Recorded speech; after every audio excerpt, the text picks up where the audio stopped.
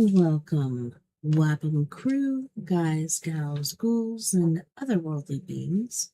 Let's climb aboard the mothership, secure our tinfoil hats, buckle down tight, and hold on loosely as we soar over the rocky tops of the La Platas on a rocky mountain high, get sucked into the vortex of the Four Corners, and settle down snugly at mile marker 420 in Colorful, Colorado. I'm your ghostess, TessaTNT, broadcasting live from the Mile High Clubhouse tonight. Good morning, good afternoon, and good evening to you. And thank you so much for hanging out with me on We Are Paradox Media's Late Night in the Rockies.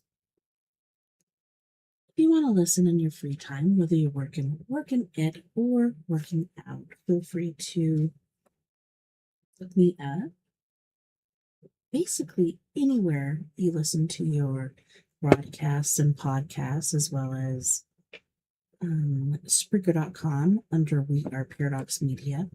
And if you don't mind, mosey on over to We Are Paradox Media on YouTube, and you can watch and listen to any show that we've done thus far. Okay, so pre-show, I was using the internet and everything, and sound seemed okay. So I'm hoping it's still fine. When the music was playing, it wasn't really registering, but yeah. We'll see what's going on here shortly. Have you guys watched Obsession? It's one of the new scary movies that are on out there, and my daughter and I went to watch it, and holy shnikes, that was one of the scariest movies I've seen in forever. And so, yeah, just this evening, I'm like, man, there's so much stuff going on in the world today. What do you pick from? What do you choose from to partake of as far as entertaining yourself and others and love spells? I don't know about you, but I've been a hopeless romantic my whole life. I never went through the cooties phase that a lot of girls go through. I don't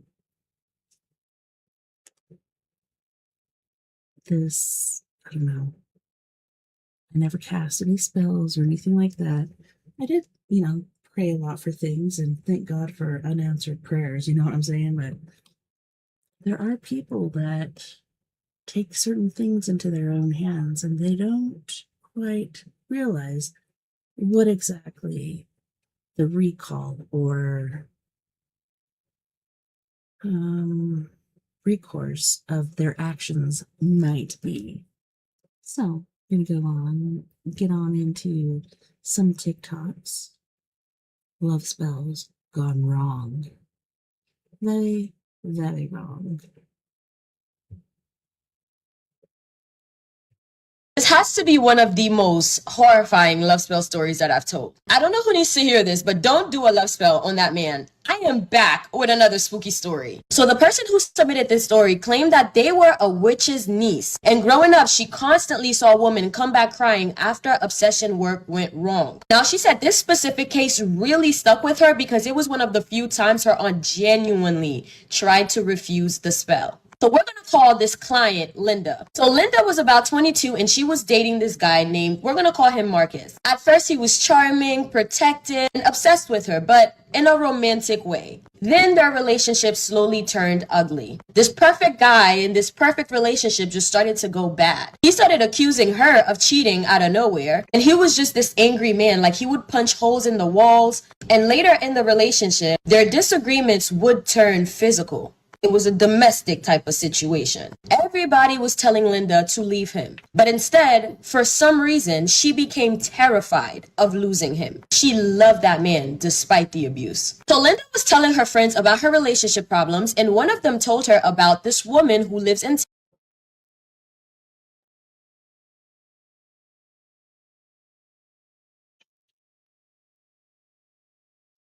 Come on, man. who does relationship work. Now, this is not no TikTok witchcraft. She went to her before and she had some good results. And this woman works with candle work, oils, graveyard dirt. Now, the witch worked out of the back of a tiny beauty supply store, but she didn't have any signs up. It was more so like a if you know, you know. Now, when Linda gets there, she tells the witch about her relationship issues, the ups, the downs, and where they were currently. Why would you want a man like that tied to you permanently? Linda said that she just really wanted him to love her harder. So keep in mind, it's the witch's niece that submitted the story. So she was there. She said her aunt, the witch says to Linda, baby, abusive men already operate from obsession. You don't add spiritual obsession into that. It twists them. But Linda just kept begging. She said Marcus started pulling away and talking to other women. She just wanted him loyal again. She wanted him to come crawling back. And Linda also believed that if he genuinely loved her, he wouldn't be abusive to her anymore. Now, the witch refused twice, but Linda wasn't trying to leave that shop. And finally, the witch goes, my job is my job. But when this turns bad, don't come back to me asking me to undo anything that you begged for. The ritual itself sounded disturbing. Linda bought Marcus's shirt, nail clippings, a photo of them together, which used red candles and something that smelled really bad, and then pricked the girl's finger for. After the work was done, the witch told Linda, take it easy. But for the first week, Linda didn't come back to the shop, so they assumed nothing happened. But on Linda's end, Marcus was basically changing overnight. At first, it's like the spell worked perfectly. He stopped talking to other girls, started showing up with gifts. He would cry if Linda even threatened to leave him. He called her 40 to 50 times a day just to hear her breathing. Man. And then it escalated. This video is already way too long, and TikTok is not going to boost it. So leave a comment for part 2. I'm literally recording and dropping part 2 right now. Relax. Y'all want to know why I tell people to be real careful with obsession work? It's because one of my toxins emailed me a story that made me completely stop dead in my tracks, y'all. I was reading this like, Girl. the toxins. Welcome back to my page where I don't spill tea, I brew coffee. And not everything that I serve is going to be safe. Now, before y'all start slamming my comments, oh, it smells good. I'm not telling you what to do with your private practices. I'm just telling you what happens when you cross a line that you aren't prepared to defend. So this woman, she was completely heartbroken over a man who had moved on. She wasn't trying to hurt him. She didn't want any revenge. And she wasn't trying to cause him like any pain or anything. She just wanted him to love her the way that she loved him. She wanted that validation. So after seeing a quick tutorial online, she decided to do some obsession work. She said it wasn't anything dramatic, or so she thought. She said she got a red candle, his picture, a jar, and his name was written out like 9 times, and she did a petition. And every single night, she kept repeating the same strip over and over into the flame. And that was make him think about me, make him miss me, make him completely unable to stay away from me. And at first, she said it worked like clockwork. Yes. She said he started texting again, then he started calling, and then he started showing up at her place unannounced. She said he became incredibly clingy and completely infatuated, and she thought she had won. She thought she had gotten exactly what she prayed for, until the energy started souring. He completely stopped respecting her boundaries. He demanded constant reassurance, and he was leaving dozens of missed calls as if she took 5 minutes to reply. Like, it was too long. And if she went out with her sisters or her friend, he would track her locations and accuse her of hiding things. The love that she thought she was conjuring turned into something dark and suffocating control. But then came the most absolute terrifying part. She said even when he wasn't physically around, she realized that she couldn't stop obsessing over him either. She stopped eating, she stopped sleeping, and she couldn't even focus on her work. She said it felt like her mind was trapped in a heavy, continuous loop that she couldn't even break out of. So every single thought led right back to him. Every emotion led right back to him. The exact same heavy, dark obsession that she thought she was throwing out to him, she felt it crawling all over her own body, y'all. Her whole life was put on a complete pause while the situation simmered. And eventually, out of pure exhaustion, she tried to break things off. But the energy did not stop, y'all. He wouldn't let her leave, and her own mind wouldn't let him go either. She finally had to reach out to an experienced practitioner to figure out why her spirit felt so blocked and corrupted. And the second that practitioner looked at her, they told her that you didn't just tie him to you, you tied your own body to him as well. And when you feed a spirit a toxic attachment, you both eat from the same plate. Baby, she ended up having to do heavy cleansing after heavy cleansing, completely scrubbing her space just to feel like her damn self again. She had to completely lock her gates and rebuild her self-concept from scratch, y'all. And she said if she could go back, she would never touch that damn candle in the first place. Because wanting somebody to think about you sounds real romantic on a 60-second video, doesn't it? Until you realize obsession isn't love, it's hunger. Yes. And a hungry spirit, it doesn't know when to stop eating, y'all. Now tell me, do y'all think obsession work is ever worth the risk, or is this exactly why you leave people free will alone? Let's talk about that in the comments, because I'm serving it black today and I want y'all to drink from a clean source. And don't forget, lock your gates. That's the 2026 mindset that I have for y'all. But I personally be telling people to leave people's free will alone. But that's just me. Anyways, I love y'all and I'll see you in the next video. Snacks in hand. The vibe is set. Okay. I'm getting scared. Just kidding. And once I start, don't eat too much because you got to stay fine. But come on, bestie, it's... Yeah. Hi, bestie boo. I missed you. It's time to go get your snack, right? And you're... Yeah, you got... Okay. I uploaded a new YouTube compilation for y'all on my YouTube yesterday. So you shouldn't be watching anyone else's because they're making money off of me. Before I start, I just wanted to say I love you. That's all I wanted to... Hey, I was chilling in my car, scrolling on TikTok, waiting to get off, right? So I come across this creator's post, and she's talking about how the young girls, if they're tired of the way men are treating them, should use love spells, hoodoo voodoo, to make a man act right, or to basically make him yours if you really, really, really want him, right? Now, usually I mind my own business, but I figured that this is now the time that I should give the story time on how a love spell ruined my life. I usually post like funny stuff and memes and and I might every now and then give what's going on in the world today. You know what I'm saying? For my girls. But I felt like I should put a warning. And TikTok, this is for informational purposes only. Informational purposes only, okay? I mean educational. Educational purposes. Yeah, whatever it is. TikTok, please don't take this down because it's very important and the girls need to know. So, okay, guys, the story starts in 2014. The location is Houston, Texas. And I'm 34 years old. I'm a single mother at the time, 5 kids, just moved from Killeen, Texas, and I was escaping a DV situation with my baby daddy. So I tricked him to leave town, and I moved to Houston. Now, at the time, I was celibate and single, like I am now. But I was younger and not yet healed. So, of course, I thought I was bored.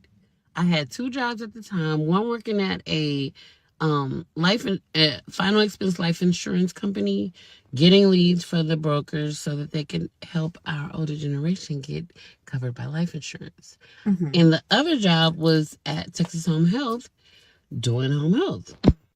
I was making money. Life was good. I had no problems. But there was only one thing. I was bored and lonely.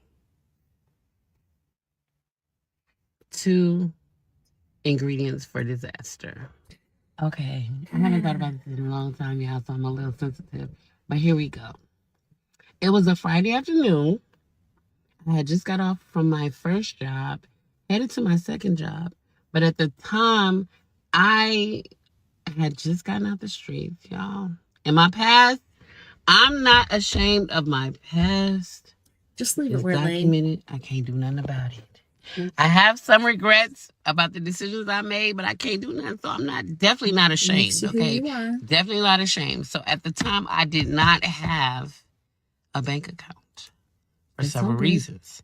So I had to go to the liquor store and the gas station to cash my check. So I'm in the store. It's kind of crowded. It's like, you know what I'm saying, right behind Sharpstown Mall. So it's kind of crowded. And I'm standing in line and this guy walks in, right? Not my kind of type. Not my type because I have like a type. But his eyes caught me. He has the most beautifulest green eyes I've ever seen in my life. And he's like a little lighter than me. Haitian. Remember that. And when I saw him, I was attracted. He gets behind me in line and he doesn't say anything. He's just standing there. He's talking to everybody in the store though. So in my mind, I'm like, oh yeah, he popular. I don't want him. But I didn't know at the time that he was like famous, like kind of famous. Or he wasn't famous at the time, but he used to be famous. Like platinum selling artist type famous. I won't say who he is because I want to protect his identity and stuff like that. And he doesn't know that I'm telling the story. And he's no longer in jail. So we're just not going to say who he is. So we're going to give him a name. So we're going to call him Green Eyes. So we know who we're talking about, right? Okay. So Green Eyes comes in the store. He's standing behind me. He doesn't say anything. I finish my business and as I'm walking out, he grabs my hand and puts a card in it, right? And he says to me, call me later. Of course, I was like, oh my God. Like, because normally in Texas, guys don't approach you. So I knew he couldn't be from Texas. So I was intrigued. So later that night, I gave him a call. Wait, hold on. We're at 5 minutes and 9 seconds. So I'm going to do a part 2. So a couple of days ago, I posted a video of how I hired these 2 Etsy witches to conduct 2 spells for me, one for money and one for success. And some of you guys in the comments were inquiring about love spells, which we need to talk about. Because when it comes to those types of spells and those types of emotions, you definitely don't want to fuck with that. Here's a cautionary tale. So I have a podcast called Hollywood Paranormal Podcast, and I've interviewed a slew of people, especially a ton of practitioners, some witches, others brujas, santeras, and even mambos and other priestesses. And there was a story from one of those individuals that I interviewed. It was actually a bruja who is based out of Los Angeles. And when I was interviewing her, I asked her, what was the craziest spell you've ever conducted that had the most unexpected or the most intense outcome? And she said it was a love spell that she conducted for a client who was very, very persistent on having the spell done. And it was because she was in love with a man who was already married and she wanted this man so badly. This woman would come to the botanica begging for this spell work. And, at first she was like, I think you should really think about this. But the woman was very persistent, even offering her thousands of dollars. So she told the woman, look, I'm going to do this for you. I'm not going to do it for you for thousands of dollars. I'm going to do it for, the general price that I do my spell work. And I'm just telling you here and now, I'm going to warn you for the last time, this is not going to be the outcome that you want, because when you get this man, you get everything of him. You're going to get all of him. And she didn't care. She wanted the spell and she wanted the man. So she conducted the spell. A month later, the girl got the man. The man ended up leaving his wife, ended up moving in with this woman, ended up getting his love and attention, ended up getting everything, including his wife. Yeah, the wife wouldn't leave him alone. Went as far as stalking the woman, stalking her at her job, to the point where the woman had to get a restraining order against her. It got pretty intense. So then the woman came back to the bruja and her botanica. She was like, hey, can we readjust the spell a bit? Like, can we tailor it? Which the woman was told, no. I mean, what's done is done. You wanted him, you got him. You got everything. You technically got all of him. Even all of his grievances. So yeah, watch out what you wish for, and also watch out what your intentions are set for, because those things come with such a great cost. So I have a story that sounds ridiculous, but after hearing it, I don't think you'd ever make a wish for love again. I am back with another spooky story. There was this guy who had been in love with his best friend for years. They worked together, talked every day, and spent so much time together that everybody just assumed that they would wind up together anyway. Except they didn't. She only saw him as a friend. He was also too scared to tell her how he felt. One night, while wandering through a strange little shop, he found a toy that promised to grant him one wish. If I had one wish. Sorry, just one. Now, most people would have wished for money, success, a better life. Instead, he wished the girl to love him more than anyone else in this world. The next morning, his wish came true. She suddenly wanted to spend all her time with him. She couldn't stop texting him. So have you watched Obsession? Because basically that's what he wished for. He was gonna buy her a crystal necklace because hers fell into a grate or something, and yeah, she was all sad about it. And so him being in love with her for so many years was like, hey, on the way to go meet up with her, I will buy a new crystal necklace for her. But none of them were popping, and he buys this One Wish Winnie or something like that. One Wish Willow. Yes, that's what it is. One Wish Willow. Instead of giving it to her as a gift, he breaks it himself and wishes that she will love him more than anything or anyone in the world. Scary. So He wanted to be around him every second of every day, everything he'd ever dreamt about. Until it wasn't, because her love kept growing and growing and growing. Soon she stopped sleeping, stopped caring about her friends, stopped caring about herself. If another woman talked to him, she would lose it. If he wanted time alone, she would panic. If he left the room, she would follow him. Well, what started out as affection became obsession. Then things got worse. Sometimes she'd suddenly look confused, like she'd just woken up from a nightmare. She'd ask where she was, why she was there, and what was happening to her. And then seconds later, she'd go right back to worshiping him. It was like two different people were oh my gosh. That's exactly how it was. You could tell that she was under inside of the same body. And as the days passed, her behavior became more violent, more unstable, more terrifying. The guy finally realized something, which didn't make her love him. He had taken away her choice, her free will. Whatever was loving him now wasn't the girl that he had fallen for. And by the time he wanted to undo the wish, people were already getting hurt. Some were dying. The girl he wanted so badly was disappearing more and more each day. And the scariest part, the monster wasn't the obsessed girl. The monster was the guy who thought forcing someone to love him would make him happy. Anyway, that's not a submitted story. That is the plot to the new horror movie, Obsession. But doesn't that sound like a typical love spell story gone wrong that I would tell on my page? Let me know in the comments if you guys have seen the new movie, Obsession. I'm back with part 2 right away without making y'all wait 24 hours. But anyway, Marcus is obsessed with Linda, but in the way that she likes. It's very reminiscent of how their relationship was when it first started. Before the abuse, before the cheating scandal, Linda is thinking that it was good. However, this man wasn't sleeping. Like, he genuinely stopped sleeping. Linda said this man would sit at the foot of her bed, literally watching her for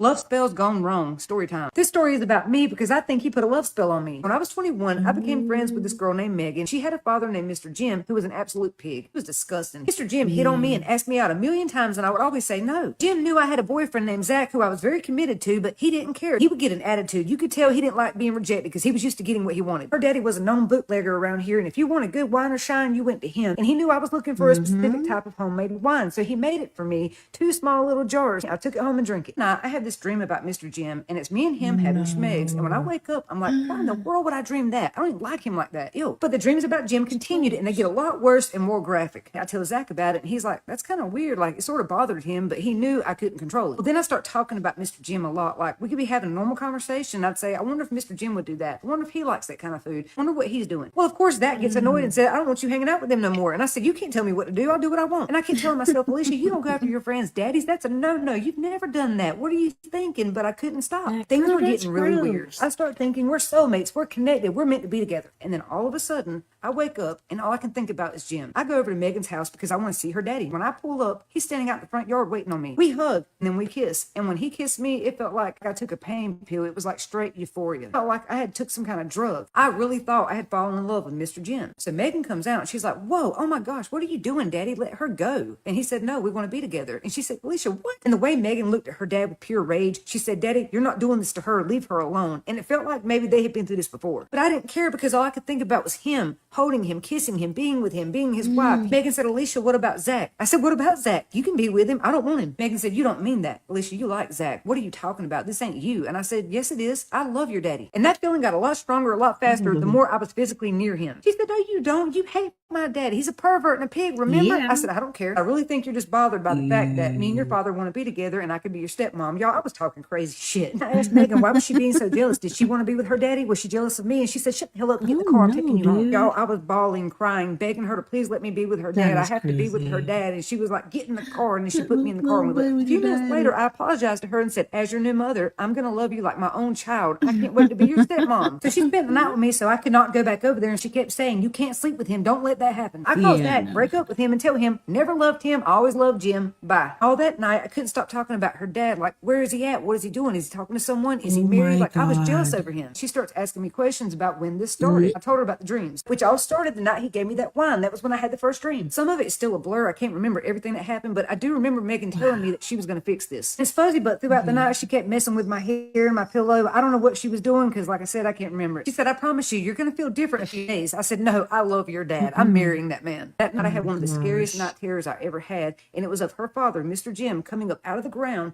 grabbing me by my legs and pulling me back down into the ground, and I could not get away. Next day, I did not feel the same way I felt the day before. I was so embarrassed. I couldn't believe I went after her daddy. I went and apologized to Zach face to face, but we didn't get back together. He really thought me and Jim had something going on behind his back. Sometime that week, I ran into her dad at a store, and he tried to hug me, and I pushed him off and said, ew, get off me. He said, girl, you love me. We're getting married, remember? I said, what the fuck are you talking about, dude? I don't like you like that. I've been telling you that for years. He said, oh, it's like that now? You don't love me no more? I said, I never loved you, and I know you drunk and drink, bitch, and if you come back around me, I'm gonna fuck you up. I know you was trying to drug me or something like that. You done broke me and Zach up. You better stay away from me. He started laughing in my face, and I got so mad that I had to leave because I was having really dark thoughts about hurting this man. Well, I'm crying, and I called Megan over because I was so confused and hurt, and she tells me, look, I think I know why this started. And I'm like, what? What? Girl, come on. Mm-mm. Don't do this to me. Come on back, man. She said, my family is originally from the mountains in North Carolina, and my grandma and great grandma did roots. So my dad knows a lot about it, and I think he might have done something to you. Megan also told me that her dad had been known to do stuff like this just to get laid and take the spell off once he got what he wanted, leaving these women feeling hurt, confused, and out of their mind like they just lost it. That's how he got 6 kids by 6 women who hate his guts. I don't know if that's true, but that's what she said. So we go back and forth between did he drug me? Did he put a spell on me? We don't know. All I can tell you is one day I was falling in love with Zach, and the next I was in love with her father, a man that grossed me out so much I'd get nauseated around him, and then I was going to marry him. I don't know what he did, but he did something to me. He said, but my daddy knows nothing good comes from doing this stuff. You could have got hurt. Him, me, Zach, any of us could have been hurt. She was absolutely right, because during all that, I was having some crazy dark thoughts, stuff I had never thought before. And then Megan was gone. She took all her stuff and left, didn't even say goodbye. I never saw her again. He left North Carolina too, but I don't know where he went. So while filming this, I did a background check on her father, and you will not believe what happened to him. It took me a while, but I finally found his obituary, which was linked in another country to an article about him being by his last wife. I don't know the situation, and I'm not saying he deserved it, but I have to wonder, did he finally mess with the wrong one? I don't know if he put a hex on this woman or if he drugged her or what, but either way, she's him to death. And no, I'm not going to show the article because it's not fair to Megan. She don't deserve to be punished because of what her dad did. I would never dox her like that. Megan was always a really good friend to me, and of course I changed all the names. I always use fake names to protect the people in my stories, but I will say that Megan is doing great for herself. She's successful. She has the family she always wanted, and I'm really happy for her. What spell work did you pay for that cost you hundreds of dollars and it didn't even work? I'm asking this because I'm not someone who likes. I never and have never, let's rephrase have never, because you don't ever want to say the N word, and have not ever paid for anything like that. When I believe I was like 16, maybe 17, moved to Arkansas from Colorado, was living with some roommates because I didn't like my sister's situation, but I called the psychic. We all did that night because we were all drinking tequila and being dumb and calling psychics. And then it was finally my turn. And yeah, this chick on there wanted me to sit there while she meditated. So I'm going to need to go and meditate now, and I will come back when an answer comes to me. And so I sat there. Oh my gosh. Don't do it, folks. Do not pay for spell work. Do not, like I said, like the worst I did was pray, enter into my journal, all kinds of different things. Like those are the 2 ways that I asked for things or projected things that I wanted into the universe was journal entry and prayers to my Heavenly Father. I've always, since I was a little kid, been love hungry, so yeah. Spell work I haven't done. It's always scared me, and so hearing these stories, I'm just like super intrigued. To brag about the success of my spell work, but I have a lot of people that come to me that think that I'm unsuccessful because I charge affordable rates. Excuse the fuck out of me if I'm one of the ethical witches out there that knows what it's like to need spiritual services and not be able to afford them because people want to use your vulnerabilities and exploit them to make them as much money as they motherfucking can. I have so many people that come to me that have paid $300, $500, up to $3,000 for a spell. Tell me that it was unsuccessful. Ask me if I can fix it for them or what the practitioner did wrong. And then when I tell them what my fees are, oh wait, I thought you would do it for free. So you went to a fake ass motherfucking witch who took your motherfucking money, and now you want to come. It's wax. It's candle from Spellwork wax. And now you come to me, you want me to do it for the fucking free for you just because you see that I'm more affordable. So I'm the one that wants to actually help people, which there's very little of us. Okay, the only other people who I see are very affordable like me are my friend Anastasia and my friend Copy. Oh my gosh. We're some of the only ones that actually want to help people that are not charging fucking Nar charging, for something like this. I used this love spell to make this guy fall in love with me, and I think that he may have unalived his girlfriend. Story time. The story did not happen to me, but I'm gonna go ahead. What? I used this love spell to make this guy fall in love with me, and I think that he may have unalived his girlfriend. Story Oh my time. The story gosh, did not happen okay. to me, but I'm gonna go ahead and tell it in the first person. The person who did submit it wants to be anonymous. So I used to work with this guy named Carlos that I was really into. Not long after, I found out Okay. that he was actually already dating somebody from work. Let's call her Uh-huh. Cindy. At first, it really Yeah. sucked, but it got really, really bad when I found out that Cindy was actually not who she said she was or who she pretended to be. Night, I was at a club with a bunch of my friends when I come across Cindy. She's at the bar making out with some random guy. He even ended up going upstairs with this random guy. She was 100% cheating on Carlos. Should have stayed out of it, but I didn't.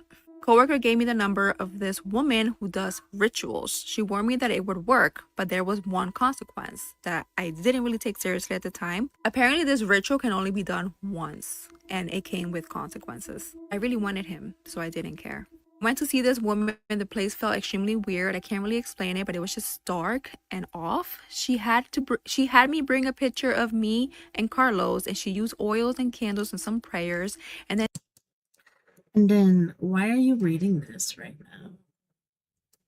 If it's an actual memory you had, you don't need to be reading it, but maybe you wanted it to be a tied certain way. both of the photos together. I went home and did everything she told me, and after a few weeks, things actually started to change. Carlos actually found out that Cindy was cheating on him, and they ended up getting into a huge fight, and they broke up. Cindy even ended up getting fired. Carlos was really upset, and somehow I became the person that he started talking to. We ended up getting close really, really fast, talking every day, sitting together at work, just joking around. Then one night, he kissed me. I honestly thought things were perfect until out of nowhere one day we find out that Cindy had actually passed away. I got in a really bad car accident.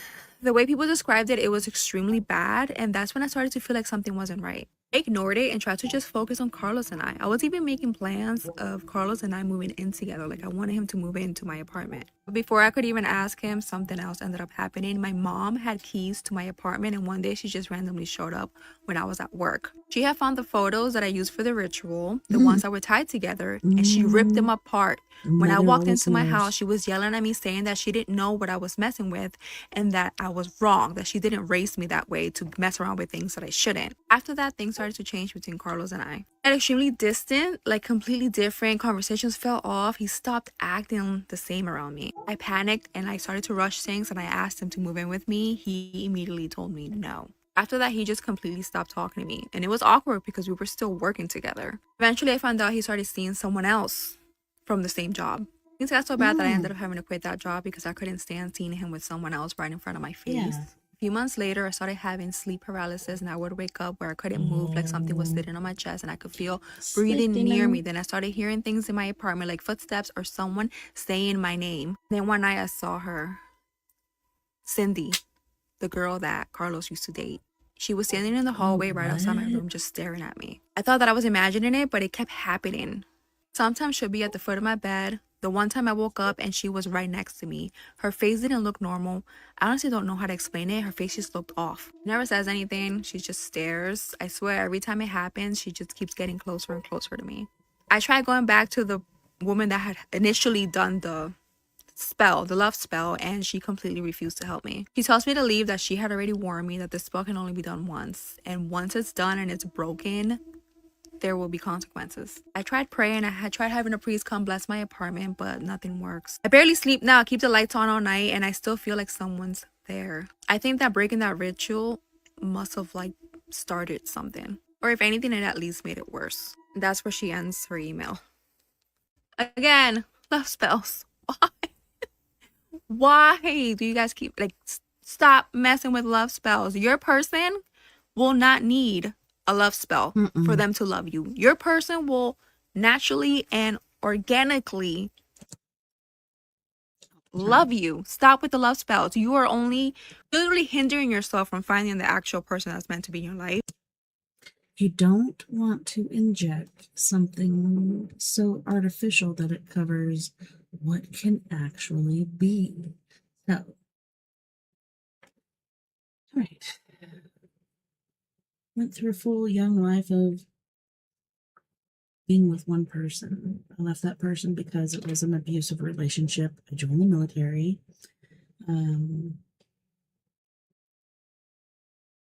Dated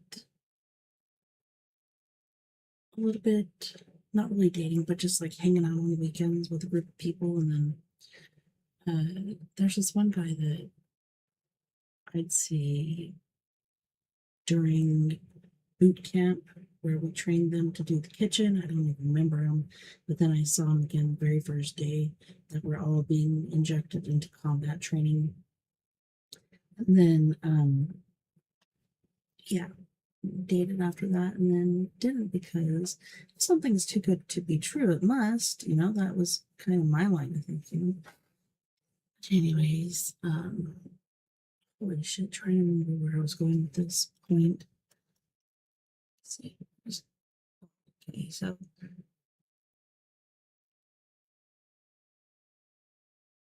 after all this happens, I end up being with a person that totally led me astray, basically, and I had a little fling with him, and then I went home. I never expected to see him ever again. I expected to move on with my life, and then he just arrives in my hometown in Arkansas, and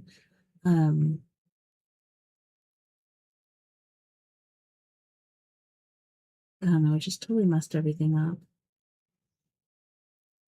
There's something about a love spell on there, like just wishing something would happen rather than what did actually happen. I don't know, there's really no way to really explain that, but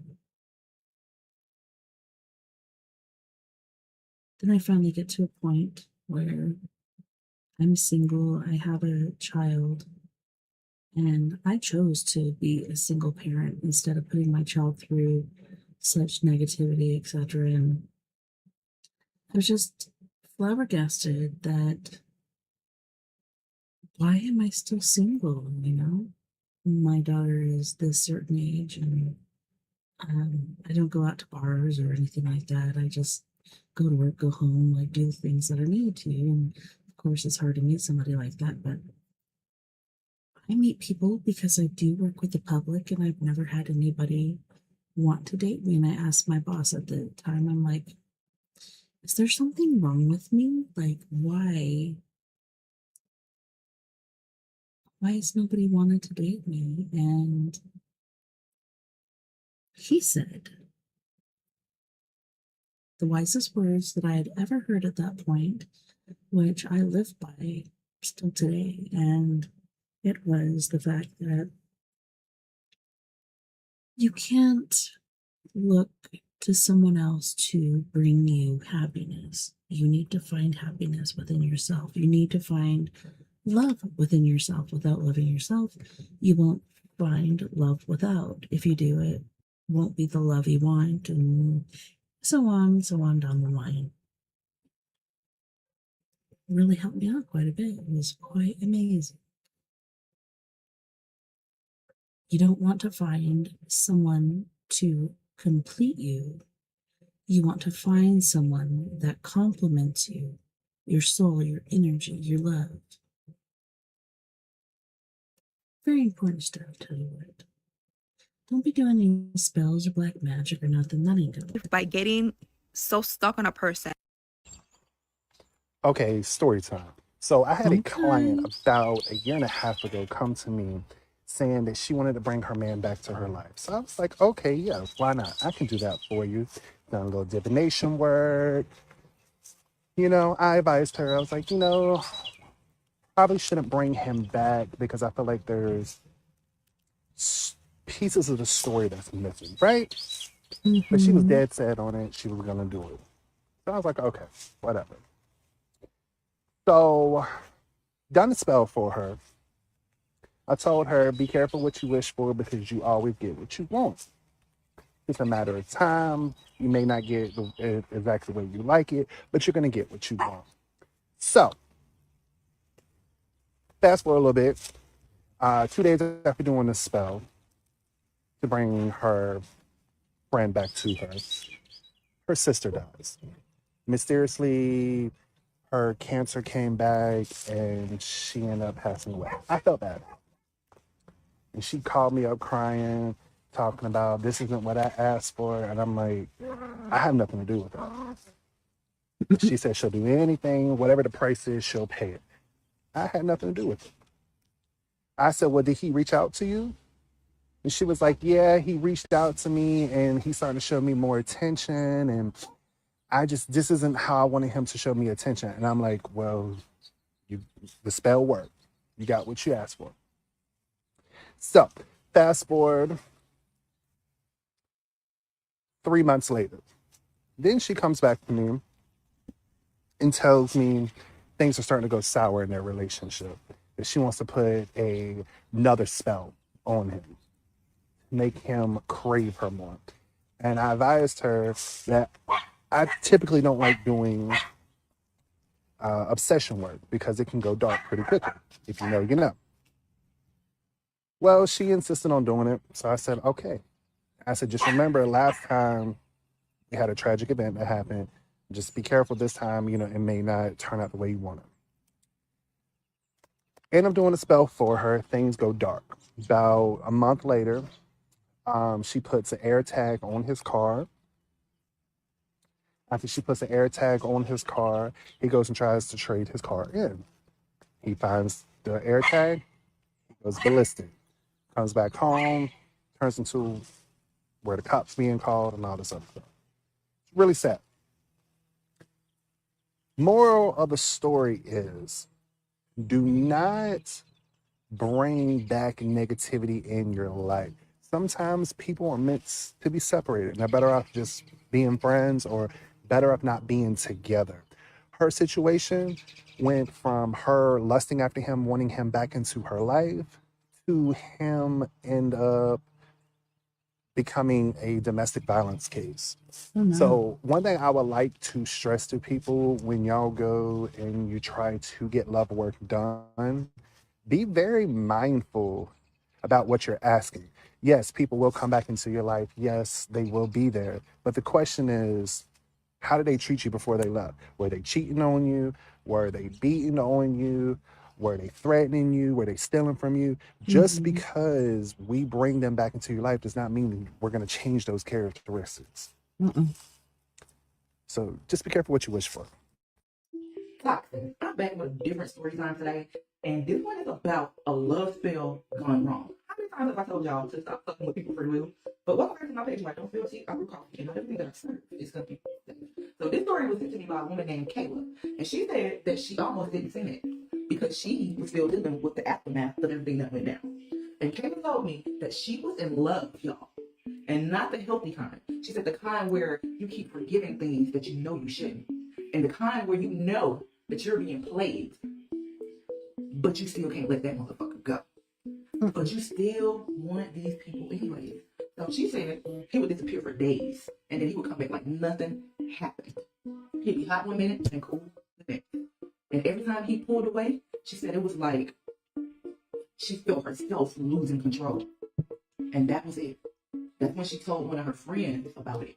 And they stepped in and they told her about the love working. She said it was something quiet, something easy, which we all know, quiet and easy ain't always the best. She said all it takes is a small amount of your menstrual blood and you mix it into this drink and it will make you yours. That's what her friend told her. And she believed her. So Kayla said she hesitated at first, but desperation will make you do things that you wouldn't normally do. Especially when you think you're in love and you think this man is slipping through your fingers. So guess what Kayla did, y'all? She did it. One night when he came over, she said she poured him a drink and she stirred it in and she didn't say anything. Nothing. And she said at first, it worked. She said he changed almost overnight. She said he started calling her every morning, texting her all day, wanting to see her constantly. She said it felt like she finally had him, like she had won, y'all. But then it didn't stop. She said the calls got excessive. And if she didn't answer, he would call her back to back 10, 15, 20 times. And he started showing up unannounced and at her job, waiting on her in the parking lot. And at her house, before she even got home, sometimes this man would be there. She said places that she had never told him about, he would know she was there. And he would just be there. She said the way he looked at her changed. She said it wasn't soft and it wasn't loving. She said it was heavy, possessive, fixed. Like he was locked in on her. I'm telling y'all. And he stopped wanting to be around anybody else. He stopped going out. He stopped seeing his friends. It was like his whole world was her. Just shrunk down just to her. And when she tried to pull back, y'all, that's when it got scary. She said he got angry. He started accusing her of things that weren't even happening. He got aggressive with her. He started questioning where she was and who she was with and why didn't she answer the phone fast enough. It got so bad he started putting his hands on her. She said one night she told him that she needed space. And she said he didn't yell. He didn't argue. He just stared at her, smiling. She said, but his eyes didn't match that smile at all. And that's when she felt it. She said, that wasn't love. That was attachment. She said, that was something else. She said, it was something heavy. And it scared her. And she said, in that moment, it hit her. She didn't make him love her. She made him latch onto her. Yeah, And that's that's not different. good. Because attachment without balance Yeah, not turns good. into obsession. Yes. And she said she tried to cut him off. She blocked him. She changed her routine. But it didn't matter. Mm-mm. Because whatever she started didn't just go away. Nope. And I feel for you, girl. So y'all listen to me carefully. And if you didn't watch that movie, so the only way to break the spell was until she died or he died. So, yeah. Once the person that cast the spell dies, it's broken, and then the person that was put against their will to do certain things comes to light in this crazy ass world. Oh my god. Be careful who you trust, especially when they're telling you how to control somebody else. Yeah. Don't be fucking with free will. Because anything that tries to override someone's natural choice Yeah, not good. always comes with consequences. There's a price that you have to pay. And I can't tell y'all that enough. And sometimes you don't lose them. You lose your peace trying to get them. I'm turning black today, y'all. So stay protected, my toxins. Love y'all. Y'all better be careful who y'all lay next to because your life may just depend on it. Story time. Fortunately, this is not my story. This is my friend's story. And for the sake of the story, we're just going to call my friend Amanda. So me and Amanda met in real estate school. We were only there about 2 months and we developed like a real friendship. While being in real estate school, we go out, get food together, me, her, and 2 other girls. This particular day, we decide to go to this little pizza joint. Really, only Amanda wants food from this place, so we get her food. She comes out saying that she met this really cute guy, and it just so happened as we're getting ready to leave, he's walking out.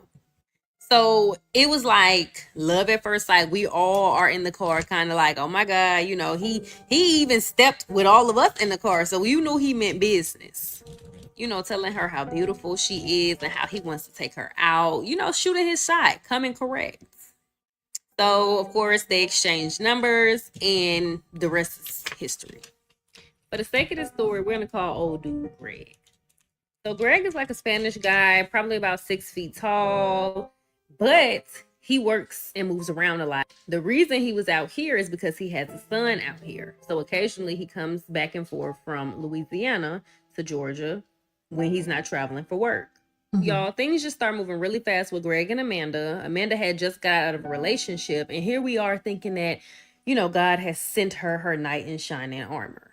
Now, Greg is going all out for Amanda. I mean, taking her, basically flying her out to Louisiana, getting her all type of gifts, you know, spoiling her, treating her how a woman is supposed to be treated.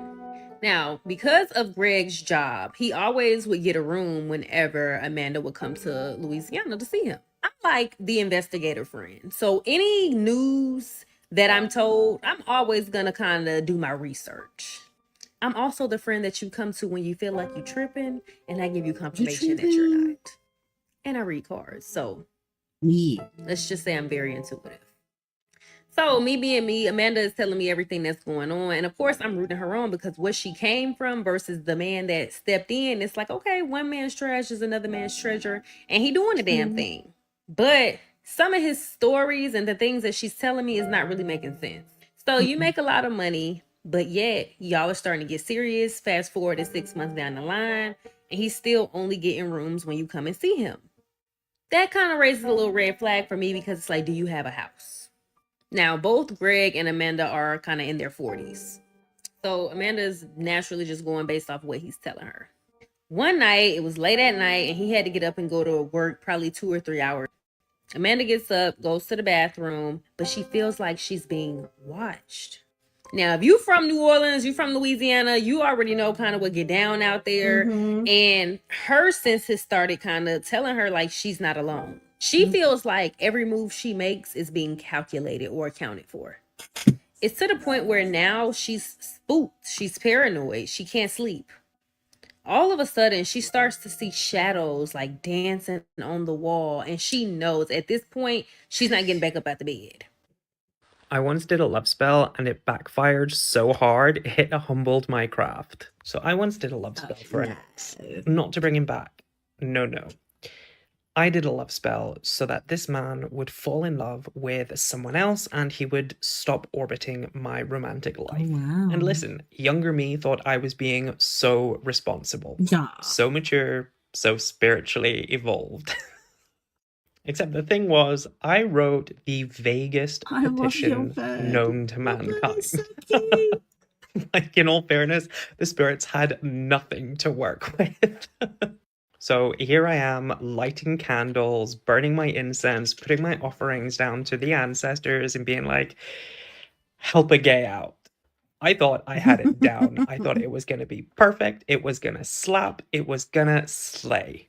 But instead of this man finding someone else, he ended up becoming more infatuated with me. I effectively cast a please obsess over me harder spell without meaning to. Yeah. And the universe was kind of like, oh, you want specifics? Well, you didn't give specifics. After that whole circus, I learned 2 major things that I think all beginner witches need to know.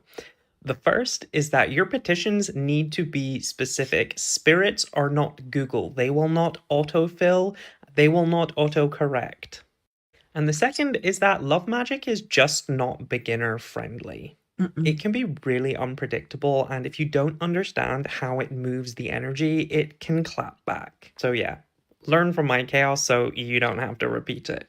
Follow for more witchcraft lessons, and leave a comment if you've ever had a spell go horribly sideways.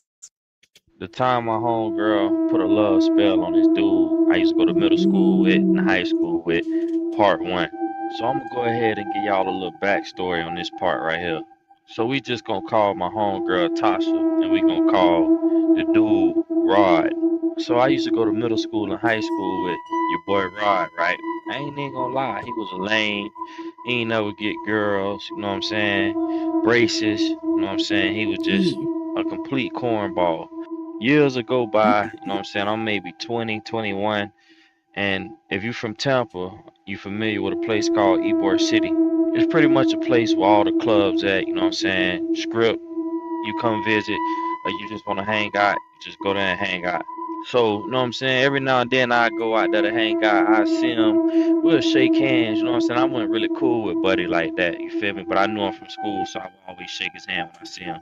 And I must admit, man, bro, like definitely came up, you know what I'm saying? Bro had on his little jewelry, you know what I'm saying? Clean outfit, nice car. You know what I'm saying? He definitely doing his thing now that he's an adult. Okay, enough with him, man. Let me tell y'all about Tasha, right? So I met Tasha probably like 5, 6 years ago. You know what I'm saying? We was cool. Me and her ain't never crossed that level though. You know what I'm saying? We just popped off as good friends or whatnot. Yeah, man. So Tasha was like probably an 8 out of 10. You know what I'm saying? Nice little body, look good and everything. You know what I'm saying? I just ain't never take it up with her because you know what I'm saying? I hate to say it, but she was a gold digger. She was all about that paper. So yeah, eventually, you know what I'm saying? Yes, We'll are you become guys? good friends. We'll hang out. You know what I'm saying? And just do what friends do. You know what I'm saying? Okay, now that that's out the way, so I'm gonna tell y'all how they meet, right? So me and Tasha go out to a club called Club Piranha in Ybor City.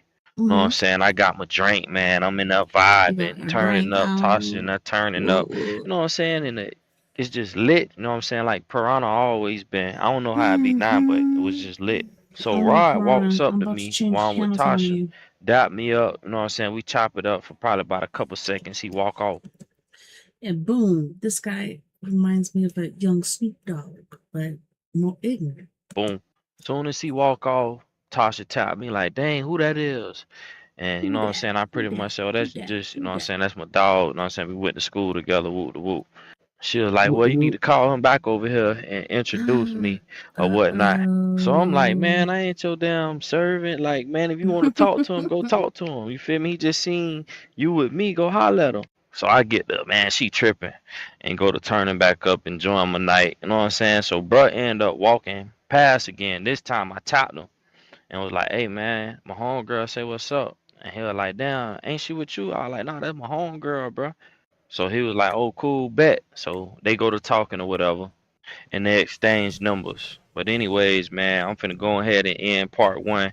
Y'all make sure y'all. Here are the Shut up mistakes with I part wish I had one. not made as a witch. If you don't know me, my name is Celeste Mott. I've been practicing magic for 20 years, and now I teach other people how to unlock their magic. But at one point, I too was a baby witch, and I did a lot of things wrong. When I was So does that mean Hello Kitty's a golem? 22, I used magic to get my ex back. Big mistake. First of all, the ex in question was entirely An ex is an ex for a reason. You don't call them back unless you're like, hey, I think I forgot something very important at your place or in your car or something. Otherwise, shh. not worth it. I think my ego was so bruised from being dumped after 2 months in the relationship that I just could not stand to lose. So I did a spell to get him back, and it worked, unfortunately. A couple of weeks after I did the spell, I was out at a goth club where this man also was. It was my birthday, if I recall correctly. I ran into him, and he was on a substance. We had a brief interaction. He was acting very strangely, and then I left. About 20 minutes after I left, I got a phone call from his friend asking me to come back and pick him up because he was freaking out. In my brain, I'm like, oh my gosh, this is the magic working. Turned my car around and I went back to the goth club. All the way back to my house, he is talking about bugs crawling under his skin. He thinks he's been abducted by aliens. He can see the layers of reality peeling back from the fabric of the universe like old paint on a hot day. And I'm still thinking, yay, this is what I wanted. To my house, his friend passes out on the couch and he and I stay awake all night while he sobs and tells me that I am the love of his life. Get back together, the spell has worked. Several weeks after that, I find out that he's still dating his other ex. He in fact has been sending the two of us the exact same text messages and pictures for the entirety of the time that we've been back together. She and I meet up in the middle of the night at a Fast Eddie's. It's kind of like Australian IHOP. And we plan a sting operation to catch him in the act. I invite him over to my house one night and she is hiding in my bedroom. Comes into the house, I take him into the bedroom, and then the two of us sit on my bed and say, "You have something you need to tell us?" He goes for the door. I've locked the door. He cannot leave. We all spend about 3 hours trying to get to the bottom of why he is such a lying liar who lies. If this wasn't emotionally scarring enough, at one point, she and he go outside my house to smoke a cigarette together. They're out there for a real long time. My nervous system is jacked at this point. I am freaking out. They come back inside. She tells me, we're actually really tired. I'm going to take him home. Which just makes sense because he lives closer to me. So I'm just going to drive him home. They leave, and I realize that I've just been broken up with again. I think, in arguably one of the worst ways possible. This story actually ends on a much darker note that I will not talk about on TikTok. Suffice to say, from that point on, he and I were no longer in contact.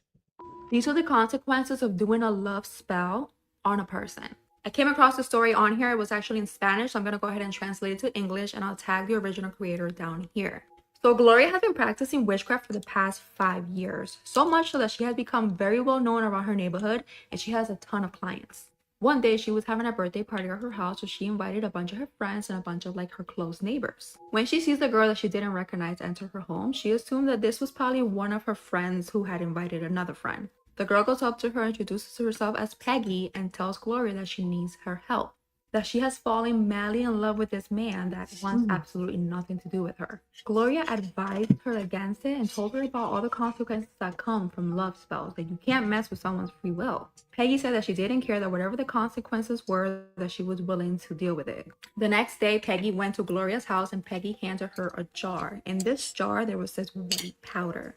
Peggy told her to take a very small amount out of the jar and to add it to one of his alcoholic drinks. And to also do it on a Friday, because apparently Fridays are the most strongest days to do this stuff. That Friday, Peggy ended up having a huge party at her house where she invited just about everyone, including the boy and Gloria. As the party was going, everybody was dancing, singing, having a great time. Peggy starts getting a bunch of drinks ready for her friends. Gloria notices that Peggy takes one of the drinks and puts it to the side. She then opens the jar that she had in her pocket and she dumps all of the powder in the drink. Gloria right away runs over to Peggy and tells her, "That is too much. I told you to only give him a small amount. You have no idea the consequences that this is going to create." Peggy then snaps at Gloria and tells her to mind her business, that this had nothing to do with her, that she already paid her for her work, and that whatever happens now, to just back off. Gloria pretty much wiped her hands clean and left it at that. The minute this guy took a sip of the drink, it was almost out of a movie scene. He became completely head over heels in love with Peggy and could not keep his hands off of her. The whole night they were just making out and all over each other. A few weeks go by and Peggy gives Gloria a call and tells her, "Hey, what you gave me worked amazing, but I no longer want to be with him. He has become way too obsessive, very toxico, to the point that he's even jealous of my own brothers. I wanted him, but not like this. I no longer want to be with him." Gloria told her there's nothing that she can do about it, that when she tried to interfere, that she had told her to mind her business, so that's exactly what she was going to do. Yeah. Weeks go by and Gloria ends up receiving news that literally chilled her to the bone. Oh my god. Apparently, Peggy had broken up with the guy, and when she did so, the guy became so insane that he drove his bike right off of a bridge, unaliving himself. What? All because of that spell. A month later, Peggy calls her terrified, crying her heart out, begging Gloria for help. She told her that after the boy had passed away, that she continues to see him in the home, that he wakes her up at night, that she hears his voice, that he still is around at all times, that even after he passed away, he continues to be obsessed over her, even after death. Take this as a warning. Do not do a love spell on that man. Okay, let's continue with the story. So Nia tries to go back to the voodoo lady to undo whatever it is that she did. And the lady talking about, "I can't help you. You already knew the risk." At this point, Nia is gathering that she's in trouble because she is left alone to deal with this man by herself. She has no idea what to do. She comes back home, and at this point, things with Micah are escalating. Micah has fully moved in with Nia, refuses to go to work, refuses to go anywhere, and Nia became the sole breadwinner. Nia said that she did find it endearing the days that he was following her to work. She didn't think it was that much of a red flag that he would follow her sometimes, considering they lived together and Nia knew what she did to him. Unfortunately, things just kind of kept escalating. Over the days, Micah completely stopped eating. And when Nia would ask him, "Why are you not eating?" he would say he didn't need any food. He would tell her that "your love is enough and that feeds me." She said it got so bad that this man's eyes started sinking into his face, his skin pale, and the creepiest part was this man started talking in his sleep in voices that were not his. And to add salt to injury, every night the woman in white would appear in Nia's dreams whispering, "You fed us. Now he belongs to us." Nia said she would wake up having no idea what those dreams meant. What do you mean he belongs to us? Who is us? What did she feed it? One day, Nia woke up and decided to go to work like regular. She left Micah at home, and at this point, Micah really looks like he's not doing good. Again, he's not eating. He's not drinking. He's not doing anything. Nia overheard his parents on the phone the night before being concerned about Micah, and the mom said something about stopping by to see him. So that morning, Nia wakes up, goes to work, and doesn't think anything of it. Now, Nia says that she should also say that she wasn't close with Micah's parents. She felt that Micah's parents liked Micah's ex more than they liked her. So they never really business with each other like that. So that day, Nia comes back home from work. That's when she notices that Micah is gone. Nowhere to be found. His clothes were still in the closet. His phone was still on the charger. She's thinking maybe he went outside. But hours pass and Micah is still not back. And mind you, she can't call him. Phone's right there. So she goes into her room and she notices on her pillow, there was a single red candle, half burned, covered in dried petals and wax, something similar to what she had used the night of that spell. So she decided to run to that, clean it up, because it looks like witchcraft. She's now wondering, wow, did Micah do this and left? And at this point, I think she gathered that Micah may not be coming back. So she goes to sleep that night and she has a dream again. But this time, she says, next time, love someone the natural way. Because now, you owe us.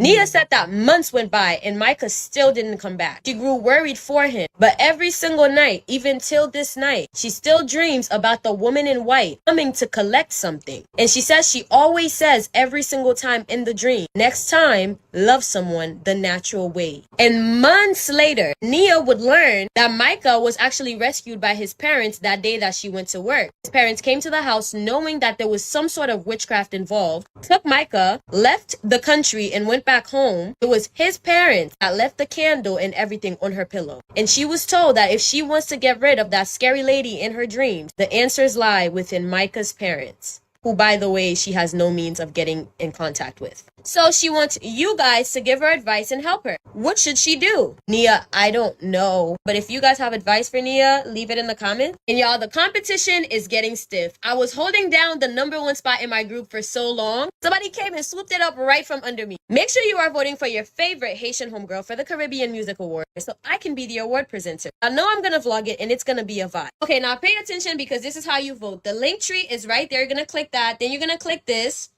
It is literally at the top where it says vote for me, CMAs. Click that. And then it's going to bring you right here. And you're going to scroll all the way to the bottom and leave a free vote. It takes literally less than 2 minutes. And it's free. And this would be the perfect way of supporting me, your favorite Haitian homegirl. Like I say at the end of every single video, I love you, my abducted humans, from your favorite Haitian homegirl. No, like I'm so dead ass. Can you vote? Please. First thing first, I'm going to start off by saying be careful when you do love spells. Okay, y'all, so this is 29-year-old Angie Basin. Okay, so Angie is originally from Houston, Texas, but Angie was raised in St. Louis where she met her boyfriend. Okay, y'all, so this is 33-year-old Lorenzo McIntyre. Lorenzo is originally from St. Louis. So y'all, Angie and Lorenzo end up meeting at this car dealership. Now, Lorenzo was working at the car dealership. He had been there for 7 years. So y'all, one day, Angie decided that she wanted to go purchase her new car. Now, this girl had money. She had just graduated from college or whatever as a psychologist. So Angie walked up in a car dealership or whatever. She looking for her car. Lorenzo approaches her, introduces himself, and asks her what she's looking for. So Angie basically tell him, like, I'm looking for something luxury. She explained to him that she just graduated college or whatever, so she wanted to treat herself to a new car. So Lorenzo offered to help her or whatever. So they looking around at the cars or whatever. And Lorenzo asked her what she do for a living. Like, what did she just graduate from? So Angie let Lorenzo know that she studied psychology. And one day she planned on opening her own firm. So Lorenzo like, okay, damn, you pretty and you got the brain. So at this point, he got Angie blushing, y'all. So they in his office or whatever, they talking, you know, he telling her how he can give her a discount on the car and, you know, yada, yada, yada. So at this point, they both flirting with each other in his office or whatever. Like, you know what I'm saying? The conversation is going good. So Lorenzo offers to take Angie on a date. So Angie declined the offer, trying to play hard to get, but she offered to take Lorenzo's number. Now, y'all, Lorenzo was known for being a hard worker. He was dedicated. And him being at his job for 7 years, he had got so many promotions. Now, his boss considered him as one of his top sellers. So, y'all, they both doing good for themselves. Lorenzo got a good paying job, and Angie also has a good paying job. So, y'all, Angie was telling Lorenzo, like, I take the all black Benz with the black rims. So Angie was telling Lorenzo, like, don't worry about financing. I will be paying the car off cash today. So at this point, Lorenzo looking at Angie like, damn, this bitch got money. So Lorenzo like, damn, you doing it like that? So Angie was like, it's just a little something. It's a present to myself. She asked Lorenzo, do he think that she deserve it? So Lorenzo like, hell yeah, as a psychologist and you just graduated, he like, it's always good for you to treat yourself every now and then. So Angie was like, yo. So y'all, while Lorenzo is finishing up her paperwork or whatever to her new Benz, they like making small talk. You know what I'm saying? They flirting with each other. Angie flirting, Lorenzo flirting. Like the conversation is going real decent. So after everything is done or whatever, Lorenzo tell Angie, you know, don't forget to hit me up or whatever. I'll be waiting on your call. So Angie like, you know what I'm saying? I'm sure you will be. Like, bitch, I know. So y'all, fast forward a couple days go by or whatever. She had been ghosting him since she been to the car dealership.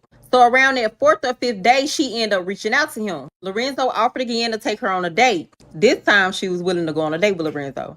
So they go on a date or whatever. Lorenzo already knowing that she like a hot maintenance female. So he ended up taking her to this nice restaurant, y'all. It's beautiful. So it's one of those restaurants where you like high up in the air.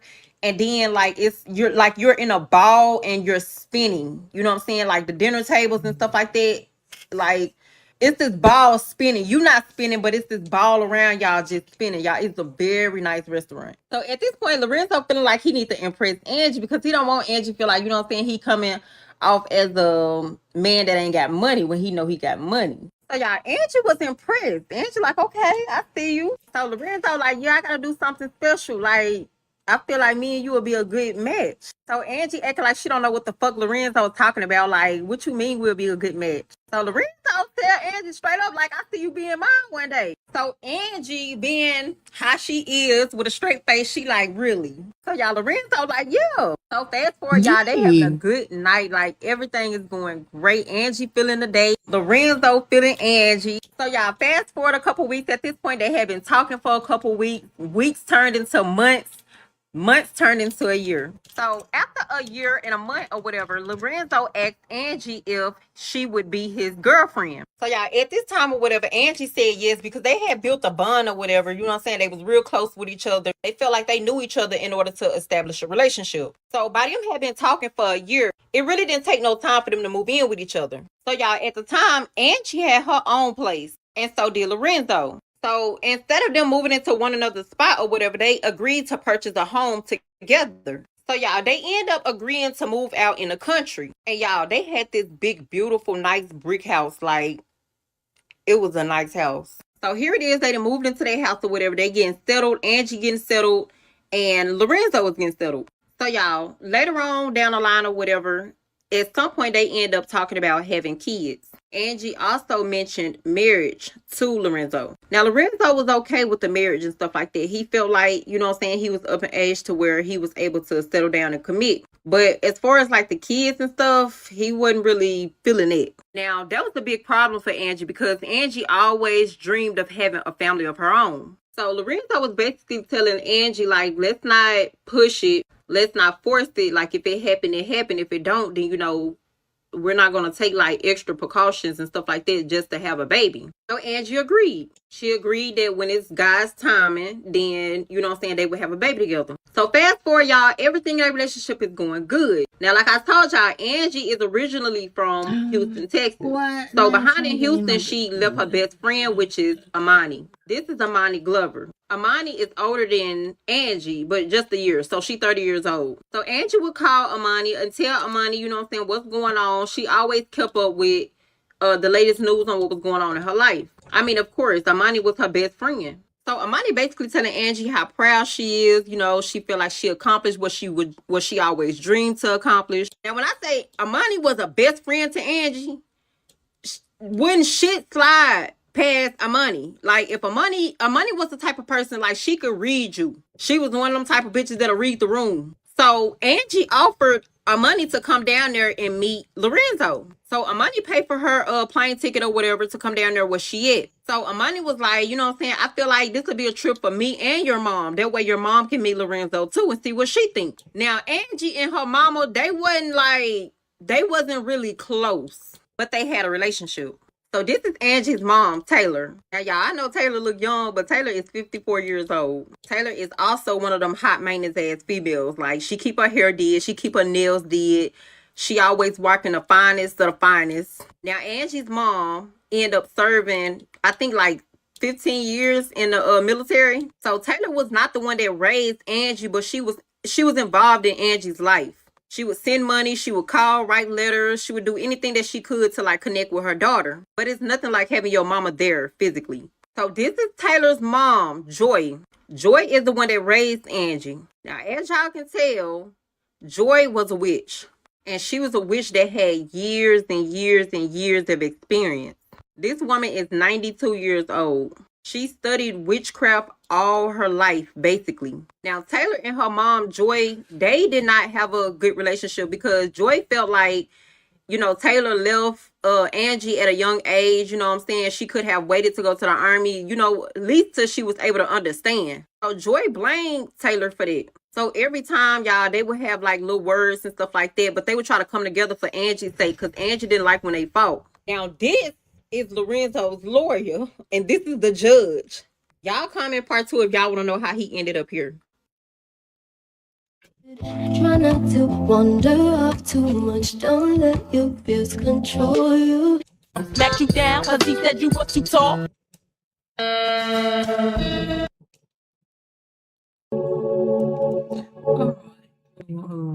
Well. Put a spell on you.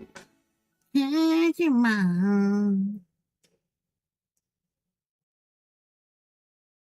Your freckles are not genetic, not in the way they've been fucking telling you anyway. Everyone gets taught the same shit in school. Sun hits your skin, melanin clusters up, you get freckles. Simple. Done. Except that's not what's actually happening.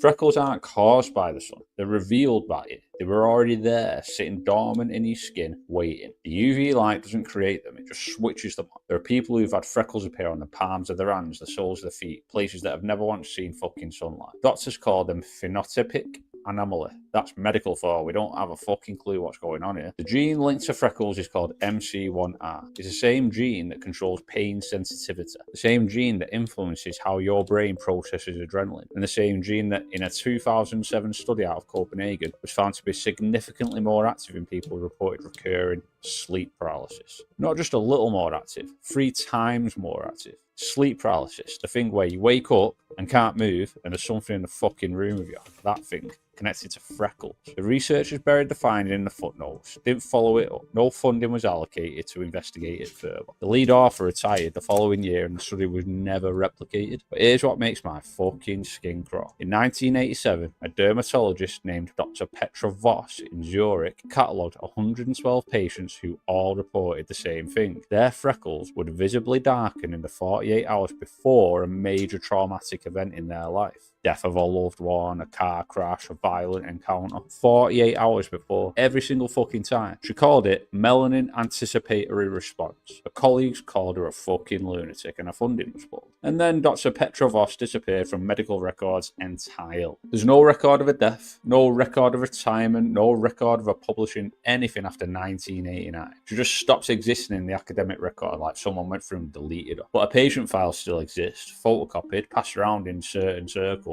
and the pattern is consistent across every single one of those 112 cases. The freckles darken, something fucking awful happens, and the freckles fade back. Now that's fucking weird enough, but it gets worse. Freckles cluster. You've probably noticed this on yourself or someone you know. They don't spread randomly. They form patterns. And in 2019, a mathematician at MIT named Dr. Rahul Menon ran a topological analysis on freckle distribution across 4,000 subjects. The clustering followed a non-random mathematical fucking pattern. Specifically, it matched a sequence that appears in one other biological system. Neural firing patterns in the human brain during trauma recall. Your freckles are arranged the same way your neurons fire when you're reliving the worst fucking thing that ever happened to you. That is not a coincidence, that is a comfortable explanation. Menon published it. The paper got 14 citations and fucking vanished from Google Scholar. He now works for a private biotech firm and has declined every interview request from anyone since 2021. But the part nobody talks about, the part that made me actually stop and fucking sit down and fucking think about this, is the cross-cultural history. Multiple ancient cultures, independently, with no contact between them, believe freckles were marks left by something else. Not the sun, something that had touched you. The Norse called them alpha blot stains, elf blood marks, signs that the Fae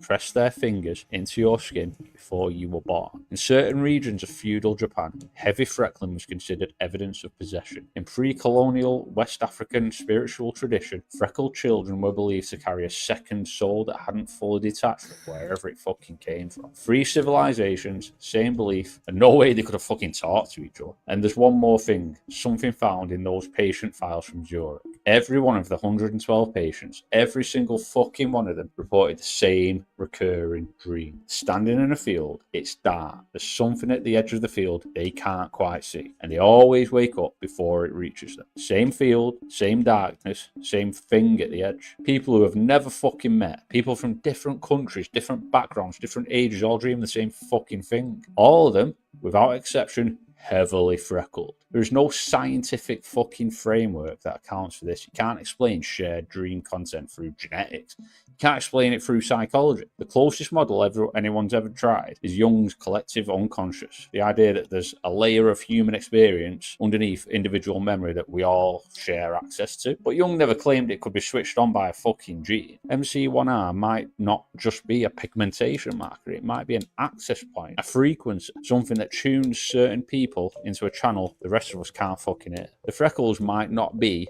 decoration. It might be markers left deliberately by something that wanted to be able to find those fucking people again. Dr. Voss believed her patients were being watched, not by each other, not by the government, by whatever had marked them. She disappeared in 1989. Her patient files are still being passed around, and every single one of those 112 people in the final recorded session said the same thing at the edge of the field and started getting closer.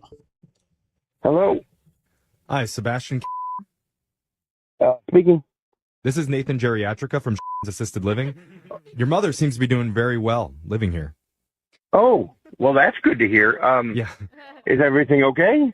Yeah, everything's great. I'm just calling because we do have a small issue that I'd like to discuss with you about your mother. Okay. Is it anything serious? No, nothing serious. Maybe a bit sensitive, though. Okay. Yeah, so your mom, she purchased a device recently. Okay. It's a what? Oh God. Okay. I thought this was going to be easier to say. Well, just say it. What are you talking about? She has, I guess the old school term would be a marital aid. My 77-year-old mother purchased a marital aid. Yes, that's correct. Are you saying she has a yes, that is what I'm saying. And why would I want to know this? More importantly, how do you know this? Okay, well, sir, I hear you getting upset, and normally I wouldn't know this, but we've had a few noise complaints from some of the other residents. That's ridiculous.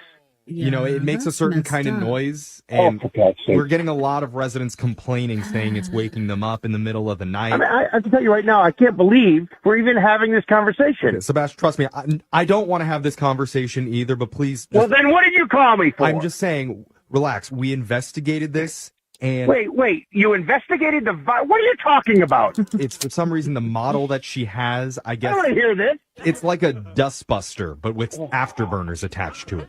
A dustbuster? I don't really know how to describe it. That is so inappropriate. You're calling me to talk to me about a Are you crazy? I'm just trying to handle the complaints that we're getting about it. A lot of people are saying it sounds like a large malfunctioning AC unit. Okay. It's very loud, like... No. Can you please shut the up? Okay. Why are you telling me these things? Look, are you kidding me? I'm trying to find a solution here. One of our residents, Gerald, said he couldn't hear the answers in Jeopardy because of all the noise coming from your mom's room. Do you know what's running through my mind right now? The pictures you just created for me? Thanks a lot. I'll never be able to get that out of my head. Okay, what are you, nuts? Sir, I apologize. But maybe you could have a conversation with your mom about replacing the device. No, absolutely not. I'm not having a conversation with my mother. Please calm down. I'm just saying, maybe you could tell her to try something a little bit more discreet. I'm supposed to tell my 77-year-old mother that her is too loud and it's waking up all the other patients in the nursing home? Is that what I'm supposed to do? I know. I understand it sounds very embarrassing on the surface, but many of our seniors live a very active sexual life. No, I don't want to know this. I'm just saying, your mom really knows how to make the walls shake. And you sound like you're enjoying this. No, I am not, sir. Oh, no, you're not, huh? I'm taking this very, very seriously. I want you to know 3 different members of our staff have addressed it directly with your mom, and each time they were met with hostility. She seems to be very, very fond of her device. First off, it's your job to handle this, not to call me. That crosses a boundary with our residents. We can't go there. Oh, you don't think it crosses a boundary with you calling me? Why don't you just break into her room and take it while she's at lunch or something? We can't do that. We don't want to take away her pleasure.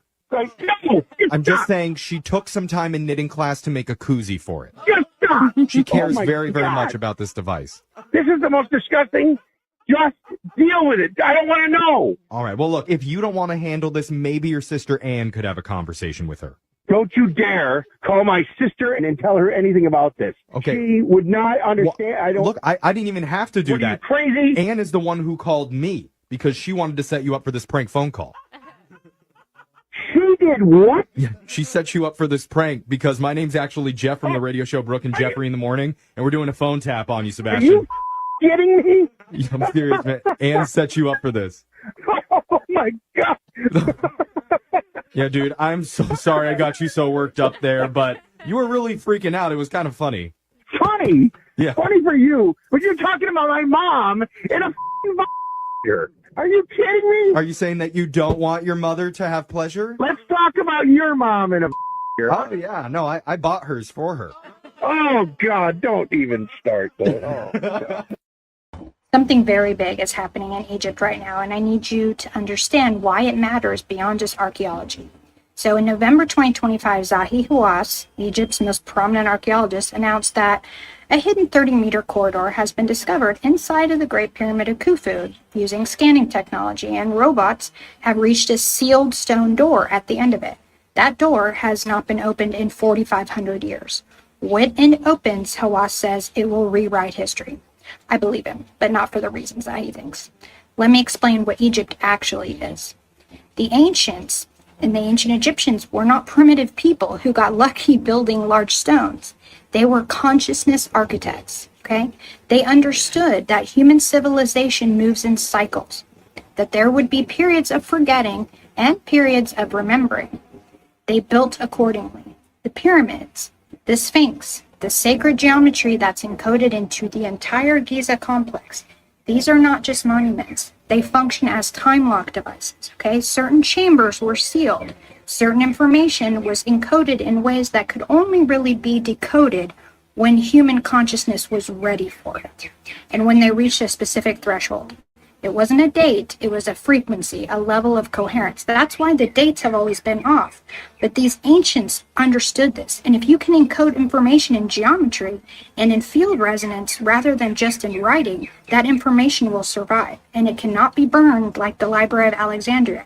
And it cannot be translated wrong.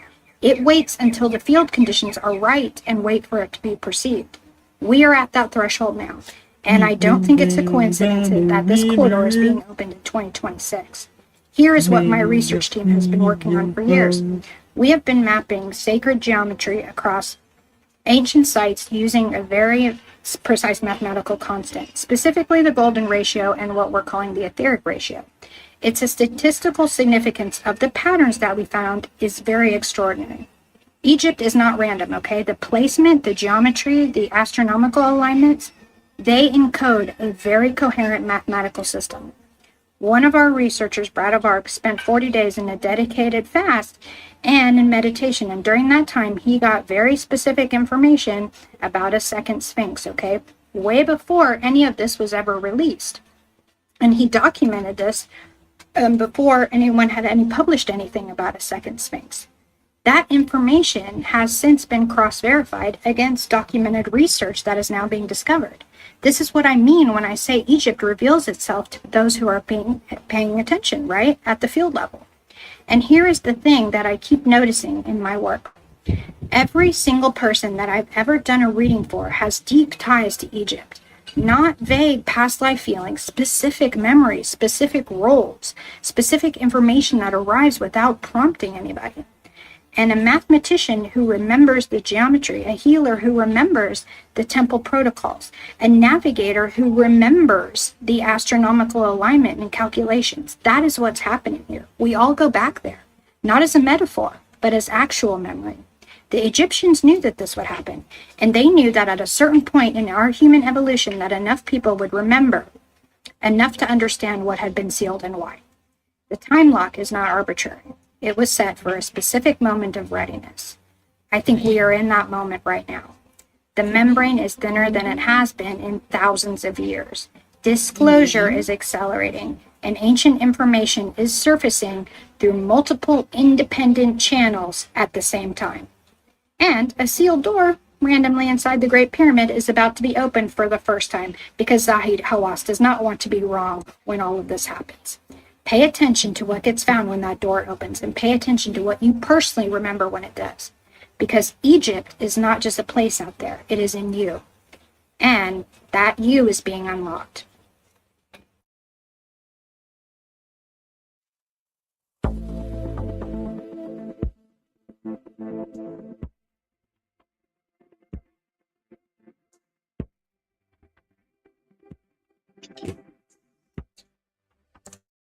Let's do one more story about something spooky happening in the woods. This came from Richard, and he says he was hunted by what he believes to be the apex predator near where he used to live in the panhandle of Idaho, about 50 miles south of the Canadian border. And he's still not sure what this apex predator is, but strangely enough, it started respecting him and leaving him gifts when he started leaving it offerings. A little bit of background on Richard. He said he is very competent in the woods. He spent the majority of his adult life as a combat and wilderness survival instructor.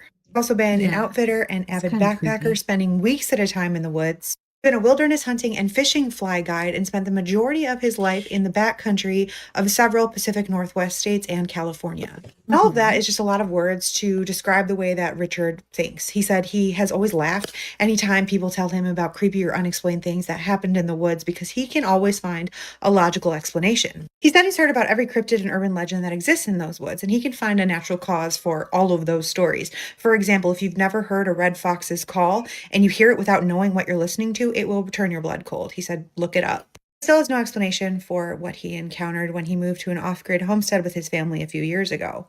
Property was surrounded by thousands and thousands of forested acres, and he said his family owned about 80 acres of that, but he had permission from the owners of the surrounding areas, and he spent most of his days out hunting or foraging for wild mushrooms. And one day, one of his friends came over about 6 months after his family moved in, and he points at a structure in the trees across the street from Richard's property, and he says, "That's a Bigfoot structure." Richard said he really respected his friend. He's also an avid outdoorsman, but he didn't believe in Bigfoot. But he knew that this friend of his, who, despite knowing the woods like the back of his hand, spent a lot of his free time researching Bigfoot and even leading expeditions to try to find him, or at least prove his existence. It's like, a hobby's a hobby, you know, whatever floats his boat, it's just not my cup of tea. And he kind of laughs this off. And his friend's like, I know you don't believe me, but they put those up to mark their territory, and you should avoid going over into that part of the woods. But Richard said he was absolutely right. He did ignore his warning, and he continued going into that patch of woods to forage for wild mushrooms. It was one of his prime areas where he would gather and find things he needed for the homestead. Day that spring, he packed up his things and he headed out to find the first mushrooms of the season. He said it was still cold enough that there were a few patches of snow on the ground, but he headed to that area. Toward a spot where he knew that they grew thick, and he found it, and they were there as he expected, and he started picking. But after a few minutes, he felt extremely disoriented. This was very unusual for me because I knew those woods like the back of my hand, and I was just out of sight of my pasture fence. He shook his head and decided to play it safe because after years of hearing search and rescue stories, he knew that he should head back to where he could see his fence and knew where he was.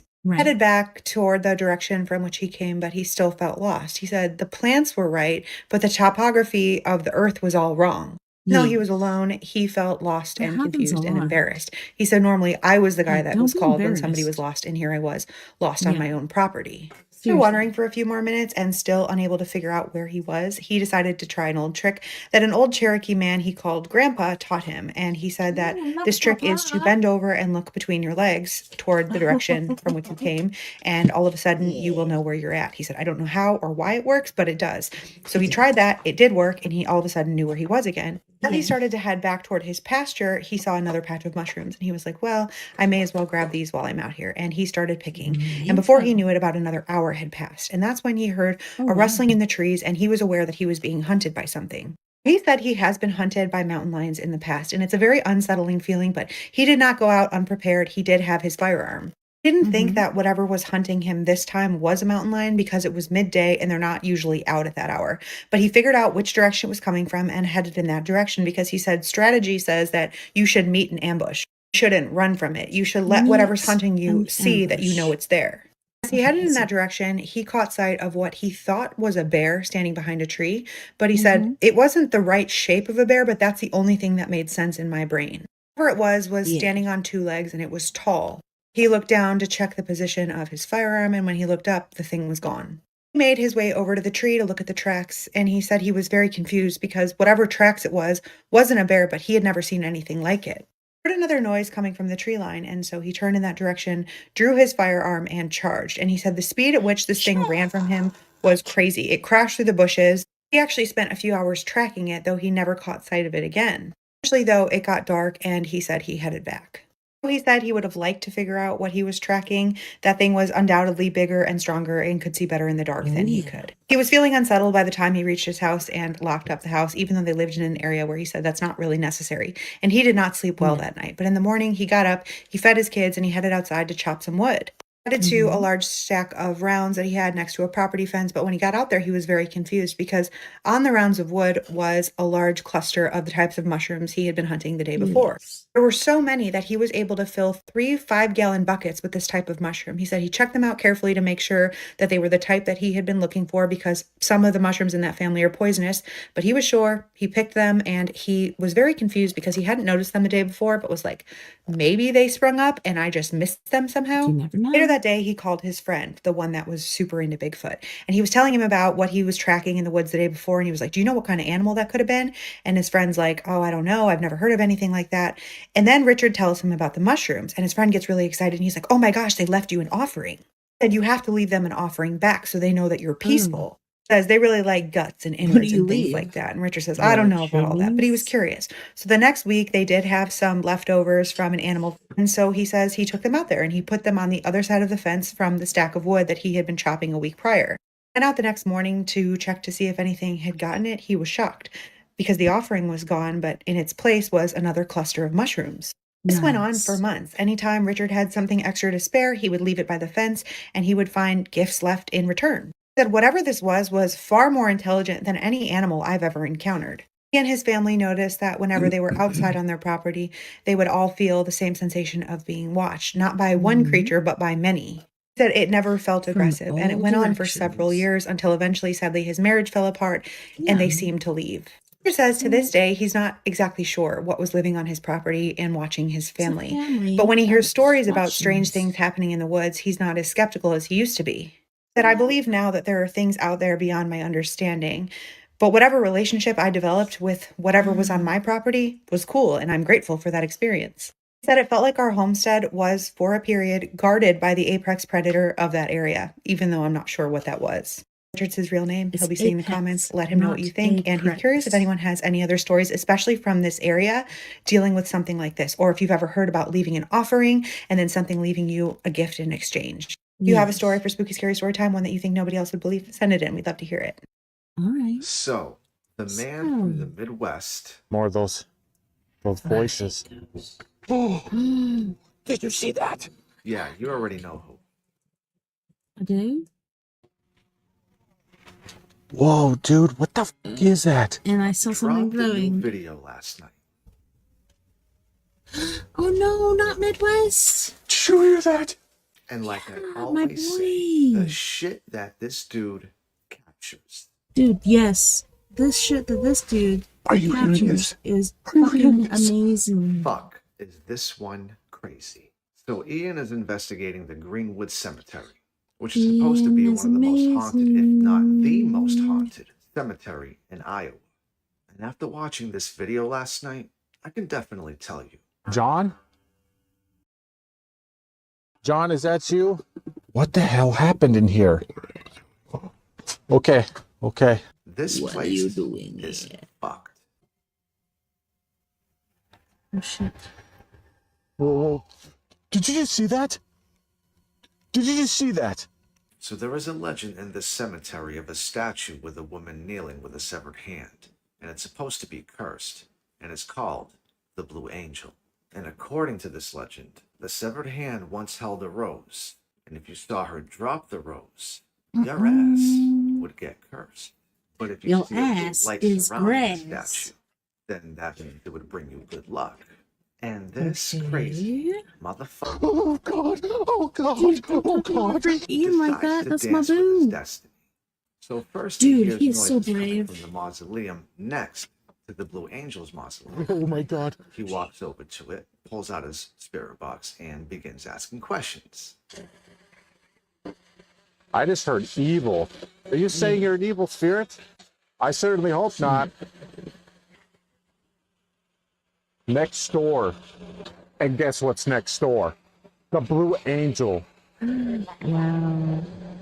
Dude, it just said something about flower. Flower like the rose. And that's the legend. That's the legend. They say it happens. They say when she drops a rose, you're like supposed to die. Thankfully, she doesn't have a hand anymore. So after he's finished talking with whoever's chilling in that mausoleum, he keeps his spirit box running and heads over to the Blue Angel. All right, well, I'm going to keep this spirit box running. I'm just going to walk over to the Blue Angel mausoleum and just see if she says anything. She just said, come closer. Come closer? Dude, I would shit a fucking brick. He continues a little closer. Come on, Ian, just do it. Just do it, okay? One step at a time. I'm coming towards you. Oh, yeah. That. And cackling comes through the spirit box. Cackling. Well, that doesn't matter, because in spite of all that, now he's taking pictures.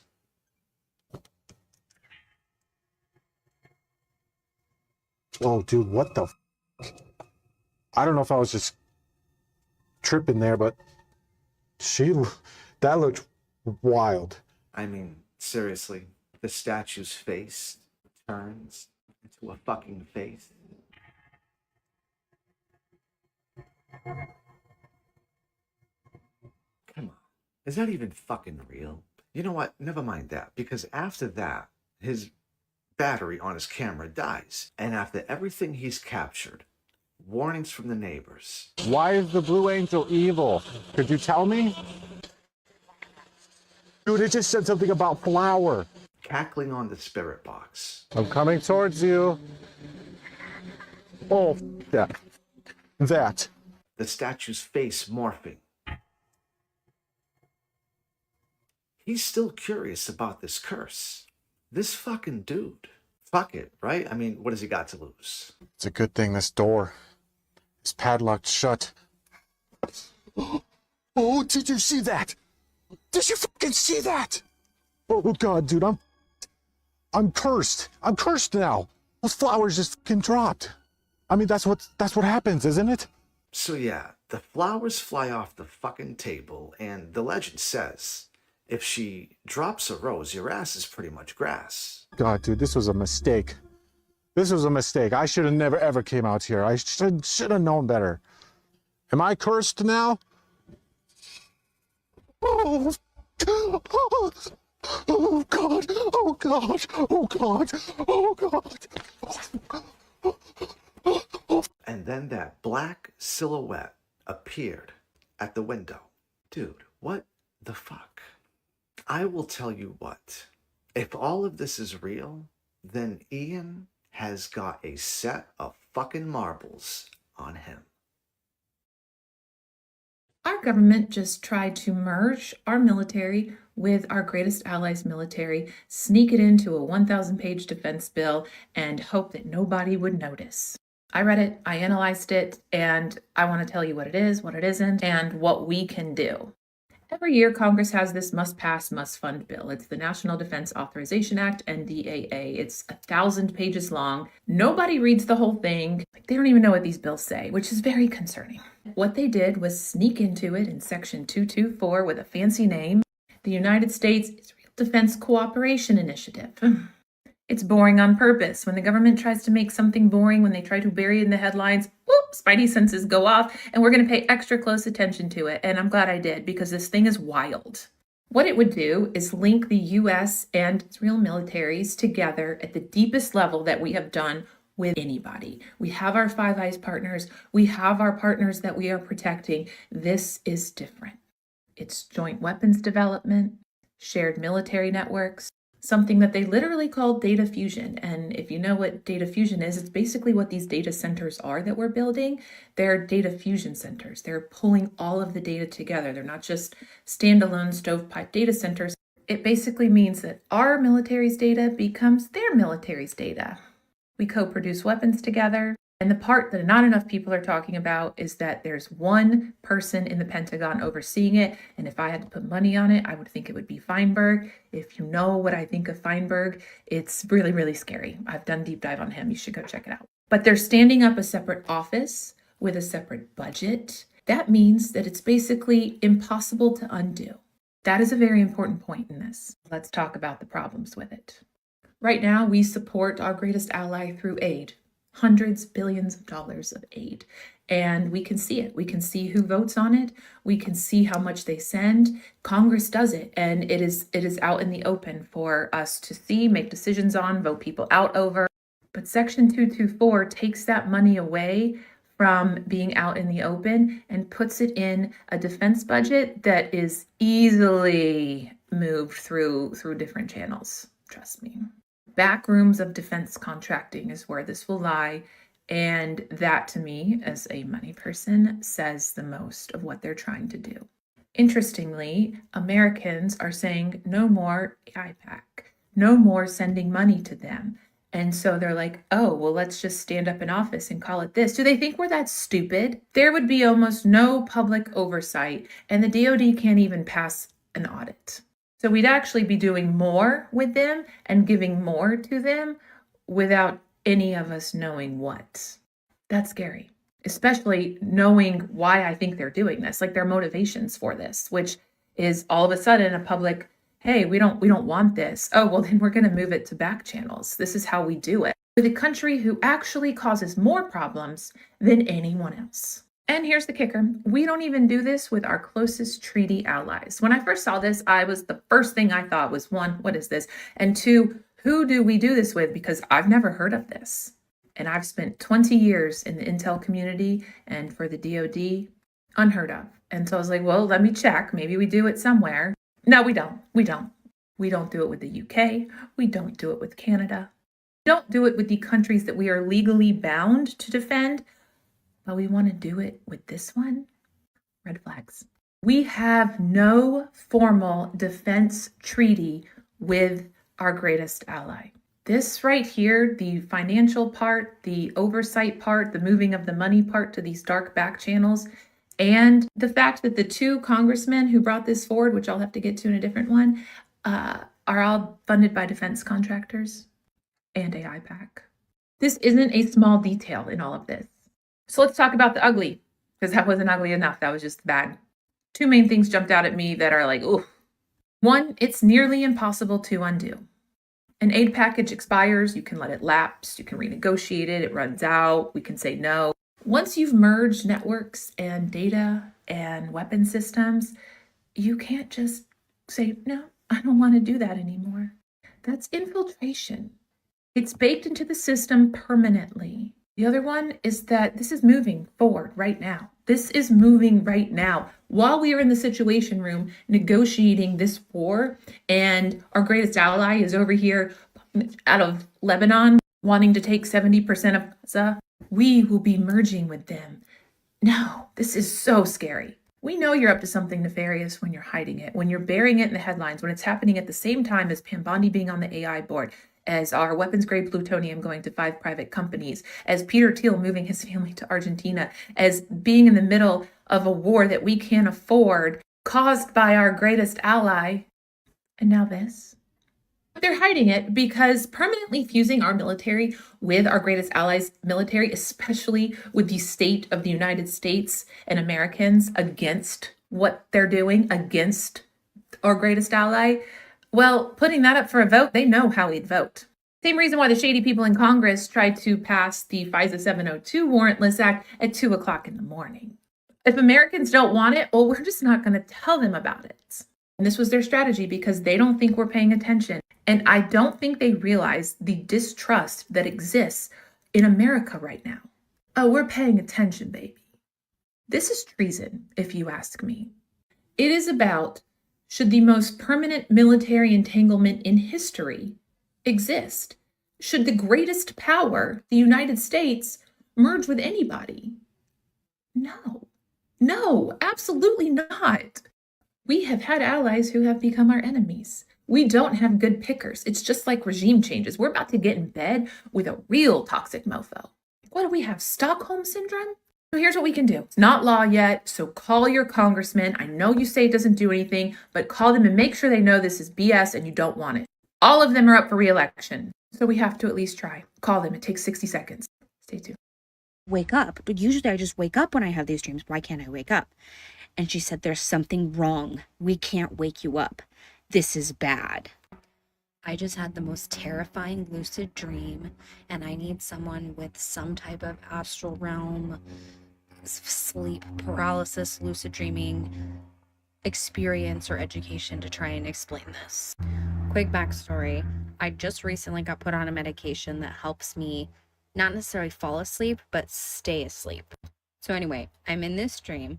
I'm in a lake house, which I think is in Florida, because there are around us are alligators in the water, and I'm with this family that I do not know, but they felt in my heart like my family, like I'd known them forever and I loved them and they loved me. We were having a great time.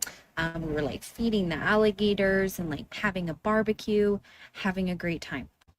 But then something happened to where an alligator jumped out of the water like a shark, and for whatever reason it made me aware that I was having a dream. So I asked my friend Misty, who's in my dream, who in real life is my best friend and who was also in the dream, to go in and start making dinner. And she was like, yeah, let's go. So we're in the kitchen and we start chopping carrots, and I decide to tell her that I know what we're dreaming. But how I did it was I like kind of leaned in close to her and I said, I know we're dreaming. And she puts her knife down, looks at me, and says, you are not supposed to know that. And I go, I know, because she's my best friend. So I'm in my dream talking to her like my best friend. And I'm like, I know, but let's just keep it a secret and only you and I can know. Then she starts to back up away from me.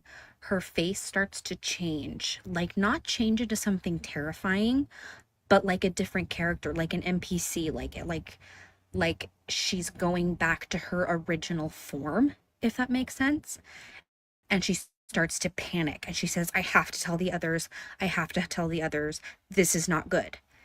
And I'm like, Misty, it's okay. Like I'll just keep pretending it's a dream, or I'll just wake up. Just wake me up. And she runs out of the room, and all of the other people in my dream come into the kitchen, and they are like, you are not supposed to be awake. You are not supposed to know that this is happening. What are we going to do? They're like talking to each other, but not talking to me. Meanwhile, all of their faces are changing too. The room is changing. It almost felt like a set was being broken down, like from a play. Like all the walls were like peeling down. Everything was starting to like the veil was coming off, is like what it felt like. And like they were just coming back to their original forms. They are panicking, like bashing their heads, like this is not good. They all leave the room except for, I'm just going to say, the character that is playing Misty. And she's with me and she gets into the fetal position in the corner of the room and just starts rocking back and forth. So I try to talk to her. So then there's kind of a moment of silence because I don't know what to do. I can't wake myself up. So with my brain and knowing that I'm conscious and I've always been curious about this stuff, I've been lucid dreaming my whole life, I start to ask her questions. And my first question I asked her was, Misty, where do you go? Like when I'm awake? And she said, we never leave. And I was like, what do you mean that you never leave? Like you never leave my brain, or you never leave this dimension? And she goes, I can't tell you that. And gets, again, really nervous, as if someone is watching or listening. So then I ask, who's watching you? Who's listening? And she stands up and she goes, I cannot tell you that. So then she runs out of the room and then immediately comes back with a phone, like one of those old style, like where you put your finger in the hole, ring around, and it comes back. And she said, what I can do is I got you this phone where you can listen to the outside world. But we can't wake you up. But what I can try and do is let you listen. So I pick up this phone and I put my ear to it and I can hear my fan going that I have in my room. I have a YouTube video playing of an aquarium for my son. So it's like that bubble sound and I can hear that. I can hear his crib, him kind of like wrestling around in his crib. And so I start to scream into the phone, wake me up, wake me up. Like I'm screaming into the phone because my heart is starting to race. I can feel it. Like I can feel my body, but I'm asleep. I cannot wake up. She grabs the phone from me and she goes, I'm going to be in so much trouble now. Now you got me in so much trouble. And so she like runs out of the room with the phone and then comes back and is pacing around the room just like she is out of her mind, does not know what to do. Meanwhile, I can hear the other characters, my other family members that morphed into their true form outside of the room trying to figure out how to wake me up and how to do it without letting him know. I can hear like wondering if he does know or if he's caught wind. And I'm just like, who is he? And all of a sudden in the other corner of the room, it's not like a portal. It wasn't like a door. It was like I could literally see my room. And my baby starts to cry. And that's what I think opened that up. And it's my baby crying from the crib. And the character, Misty, looks at me, she goes, run. Like I got chills, even just saying it. But she goes, run. And I run into that little fucking portal and I'm awake. And that was the dream. I still don't know what to think about it. Oh, another question that I asked when I was alone in the room with Misty was, were you ever alive?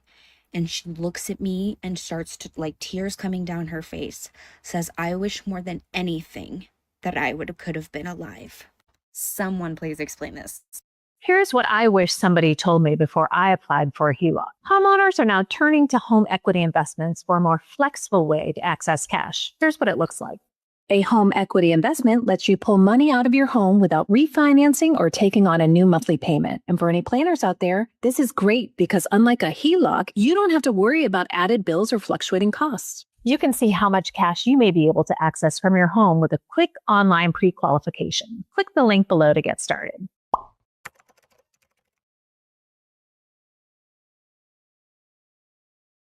Now we go to the sand dunes to fist fight. No one has any idea what I'm talking about. There are these sand dunes out where I live, okay? They're in the middle of nowhere, and rich people from Colorado, California, Arizona, Nevada, they like to come to the sand dunes with their rich people toys and play their rich people games, drive around in their buggies and their motorcycles, and have their campers. And it's our job as hill people, okay, to ruin that. Yeah. We put a lot of time and effort into this. It was incredibly rewarding. So, me and my brother saw some other high schoolers, and they were going to be at the sand dunes on MySpace. I'm very old. So we drive out to the campground. We find them at the sand dunes, okay? We all get out of our car. We're getting ready to have a good old-fashioned 5-on-5. This is a wholesome American way to spend some time, all right? All right? So, we're getting ready to fight. Now, there will be a point during this story where you feel bad for these guys. Don't. Yeah. Listen, this is like early 2000s. This is like backwards golf visors, like puka shell necklaces, pop collar. They deserve whatever's gonna happen to them, okay?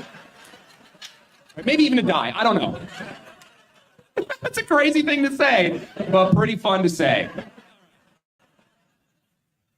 By the way, it sounds like I'm saying, oh, these guys were dressed bad, they're so awful, like me and my friends are cool. That's not what I'm doing. We also suck, okay? We're filthy, we don't have all our teeth. One of my friends isn't wearing a shirt. It's not even a choice he made, okay? He got bit by a zonkey earlier in the day. A zonkey is a half zebra, half donkey. They're very mean, all right? Stuff happens when you party in the middle of Utah. You lose a shirt, don't have a backup. It happens. So, we're getting ready to fight these guys.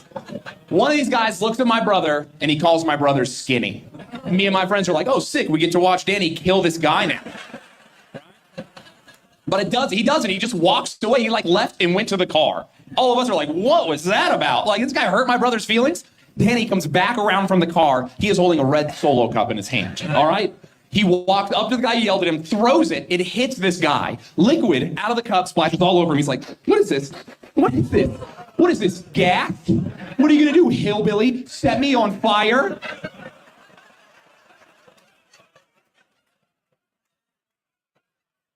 And he did. Yeah, that's right. My brother defeated a guy in a fight with fire. All right? Like trailer trash Harry Potter, okay? Yeah. Yes. My brother is so trailer trash, his Patronus would be like a project car in a yard. You understand? It's not great.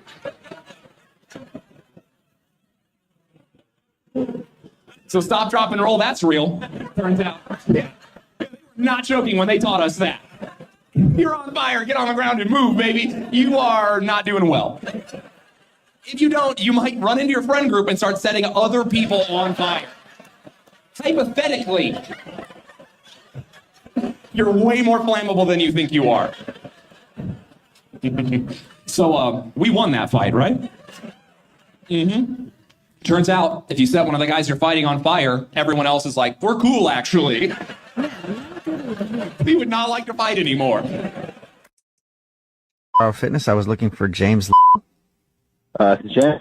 Hey, James, how are you? I'm actually calling to inform you that your membership has been fulfilled, and it's been a pleasure having you as a member, and we wish you well. So we won't need you coming into the gym anymore.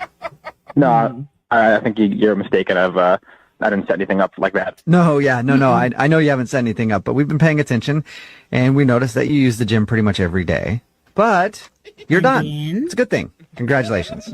What do you mean I'm done? No, I'm not. Has someone complained or something? No one's done with the gym. No. It's actually a really good thing. You've reached peak. What do you mean it's a good thing? Stop saying that. Well, you've been a member here for 3 years, right? Yeah. Yeah. And in that time, we've seen you've bulked up, filled out, and our fitness experts have determined that you are done working out. You've finished. Congratulations. Do you hear yourself right now? That's not a thing. Nobody's done working out. Okay. Sounds like you're having a little bit of trouble understanding me. I don't know how to explain this to you. I'm going to continue going to the gym because I need to work out because it's my gym. Well, here's the thing. You can't come into the gym anymore because we're canceling. What do you mean I can't come into the gym? We're ending your membership because I pay for a membership. No, I pay for that membership every month. I know, but now you don't even have to do that because you've finished. You have no more to gain. You've accomplished everything. What do you mean I finished with the let me wrong with you? Let me talk to someone else. Let me talk to someone else. Maybe I can say this a different way. Your fitness journey is over. Okay, if I hear anything like that out of you one more time, I'm going to freak out, okay, dude? Okay. My fitness journey is not over. I love working out. I need to work out every day. There's no way you're going to tell me to stop working out because I look good enough. You're nuts, dude. I get it. Okay, you work out. I've heard there was a secret chord that David played and it pleased the Lord, but you don't really care for music, do you? It goes like this: the fourth, the fifth, the minor fall, the major lift, the baffled king composer. Hallelujah, hallelujah, hallelujah, hallelujah.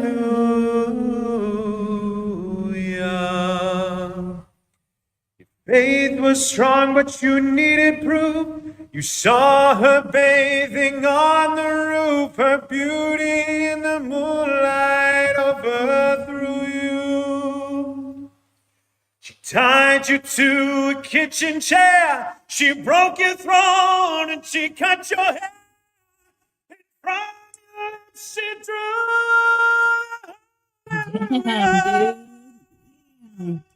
Hallelujah. Hallelujah, hallelujah, hallelujah. Maybe I have been here before. I know this room. I've walked this floor. I used to live alone before I knew you. I've seen your flag on the marble arch. Love is not a victory march. It's Oh my a God. cold and it's a hallelujah, hallelujah,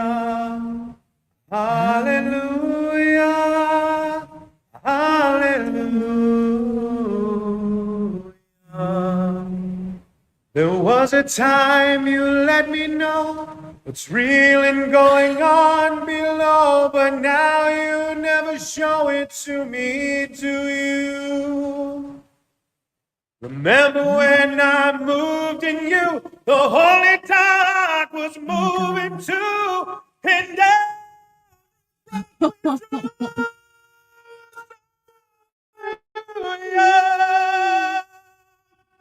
hallelujah, hallelujah, hallelujah, hallelujah. Maybe there's a God above, and all I've ever learned from love was how to shoot at someone who outdrew you. It's not a cry you can hear at night. It's not somebody who's seen the light. It's a cold and it's a broken hallelujah. Hallelujah. Hallelujah. Hallelujah. Hallelujah. Hallelujah. Hallelujah. Hallelujah.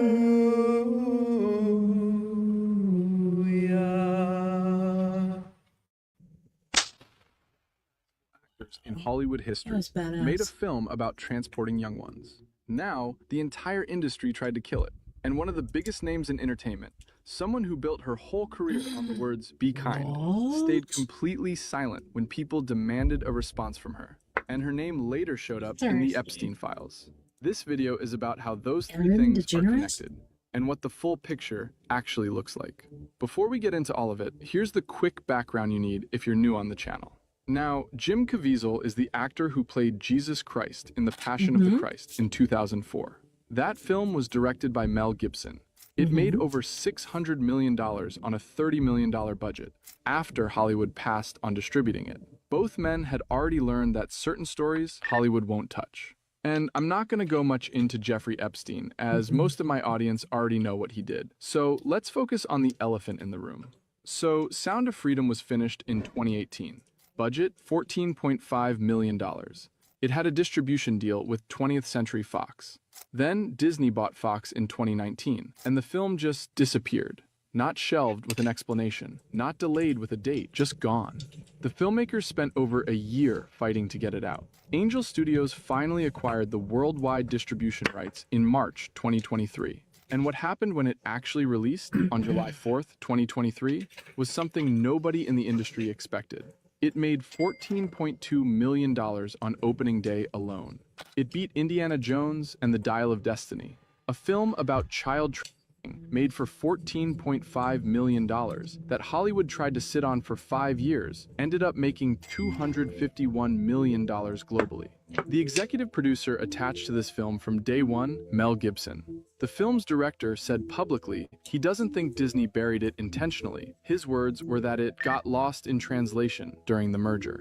That is a very generous read of a company that held on to a child trafficking film for half a decade. One of the most disturbing problems in our world today is human trafficking, and particularly the trafficking of children. Now, the first step in eradicating this crime is awareness. When Jim Caviezel landed in Colombia to film Sound of Freedom, traffickers reportedly approached him and his crew openly, asking if they wanted boys or girls. This wasn't a scene in the script. It was happening in front of the camera crew in real life. You know, when we were down in Cartagena, the guys would come up, traffickers, and they would, you know, right in front of us, ask us if we wanted niñas or niños, and little boys or little girls. And people think that that's not something that happens here in the United States. Well, absolutely it does.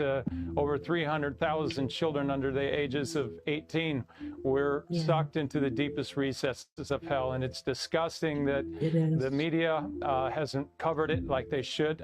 There obviously is really good media like yourself, but others that are completely ignore it. And I think people need to understand, American people are starting to understand what is actually going on, and are sick and tired of it, especially with the south border. You know, it's when I bring this up to people, I'm not for trafficking of children. I want to stop it. You can do something now, and we can end this. When your child is taken, you're never going to see that kid again. We're at that point right now. And if we let our little ones continue to be slaughtered, boy, there's going to be a judgment on this world, and especially our country. And he didn't stop talking about it after filming Wrapped. Caviezel said Hollywood had arrived at a very, very dark place, where no one just hands an actor a project without strings attached. By the time Angel Studios took the film, Caviezel had already been functionally shut out of major Hollywood roles for years. The Hollywood handing that person, here you go, you can do whatever you want. No, it doesn't work that in the industry. We've come to a very, very dark place, but there's a great light that's moving right now. And a lot of young people like me and other ones, younger filmmakers are coming forward. And, you know, filmmakers are usually a bunch of renegades, but there used to be this coolness of rebel without a cause. Now they're rebelling with one. He also said Rebel Epstein's without a island cause, wasn't the not only rebel. one. Let that sit Rebel. for a second. I can say one thing. I I don't showed know what the it fuck you're saying, dude. in Vegas, and there was 5 screenings, about 1,500 people that saw it. During the 5 screenings, each screening, there was a talking going on. And I was like watching the audience going, what? Second time it happened. Again, third time, talking in this one particular spot. And I'm thinking, what, did we do something wrong or something? But so then one more time it happened. At the end, I was asking about the movie, and I asked them about that one particular part where everybody's talking, and they all cried out Epstein Island. And I went, oh, okay. Now I understand what we're up against. Wow. Epstein Island isn't the only island out there. There is a man most people never heard of who figured out how to control entire populations without laying a single finger on them. His name was Edward Bernays, and he called it the engineering of consent. Bernays was the nephew of Sigmund Freud, and he took everything his uncle knew about the unconscious mind and sold it to corporations and governments. He didn't call it propaganda.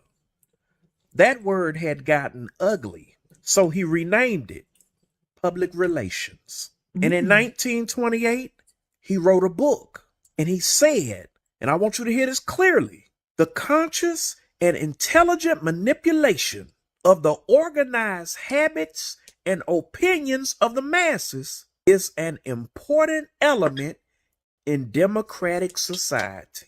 He wasn't hiding it. He put it in a book. He told you exactly what they were doing. Now here's the part nobody talks about. Bernays didn't just sell products. He engineered desire itself.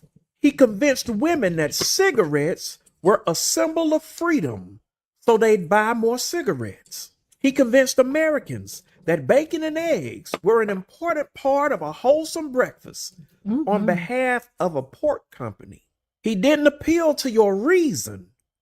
He went straight to your unconscious, your fears, your identity, your need to belong. I just seen this post and it made me think of an awesome story time for y'all. It's about the time how my cousin didn't know he was dead. Yeah, you heard me. My cousin did not know he was dead. You know how your mama got a best friend and she got kids and now them your cousins? That's who he is. However, me and this man was like twins. Literally, our birthdays is 3 days, 3 hours, 3 minutes apart from each other. Freaky as hell. Right? And somehow, some way, we always wind up in the same place. Like, we could never be apart, like, out of the vicinity of each other for more than 3 months. Prime example, I went to Le Cordon Bleu Culinary Art School, right? I started here in Chicago, and then I finished out in New York. Right? I'm walking through Manhattan one day. Go figure, I literally bump into this man. Like, literally, baby, he made me spill my coffee. Oh, baby, I was heated because it was a good coffee. Me, he said, ain't no fucking way. Ain't no way. Because we weren't connected at the hip. We was connected at the soul. I was somewhere around 21, 22 years. I woke up to a call that my twin had actually passed away in a freak accident. He did construction, right? This man climbed up the scaffolding. As he was going to harness himself in, a gust of wind came down and knocked him off the scaffolding. Fell like 20 feet or something like that. Instant death. Horrible. The crazy thing is, the night before, I literally had a dream that something pushed me off a building. I fell so hard that I literally fell out of my bed and hit the floor like I had a knot on my head. And then I wake up to the news that my twin got blown off of some scaffolding. Absolute utter shock. I'm talking about my brain is not computing. I could not do anything. I had enough brain function to call into my job and tell them that I was not coming in because I just had a death in the family, and I literally put my phone down and did not move. Dude, I'm seriously. sitting on the side of my bed, just like literally staring out the window because I'm literally having a mental breakdown at this point. One of my housemates' brothers actually came over to the house and he got a key to our back door, so he always come in whenever he wants to. Well, my room is right by the back door. Once you close the back door, you can see right into my room. He see me sitting on the edge of my bed and he like, hey, kitty cat, you okay? And I was like, no, I'm not. He like, what's the matter? Straight dazed, looking out the window. My twin is dead. That man said, I'm gonna go to the liquor store and get you a drink. I will be back. Have you eaten yet? I'm gonna pick you up some food. I'll be back. Don't go nowhere, okay? Don't do nothing crazy. I couldn't do nothing even if I wanted to. And I didn't want to. I was in literal shock. 5 minutes after that man walked out of my room, like the shock is really setting in. I'm starting to shake. I take 3 deep breaths and I'm like, okay, we got this. We cool. We gonna be okay. We gotta go be around other people. We cannot be by ourselves. I took 3 more deep breaths and I'm finna get up to walk out of my room. Y'all, as I stand up to walk out my door, my cousin is walking through the door.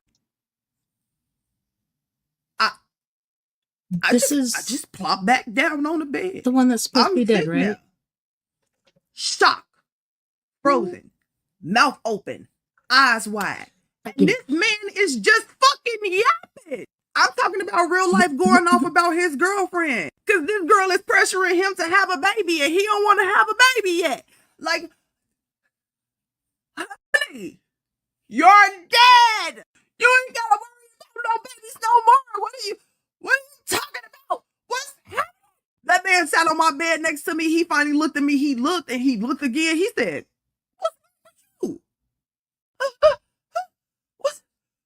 what's wrong with me?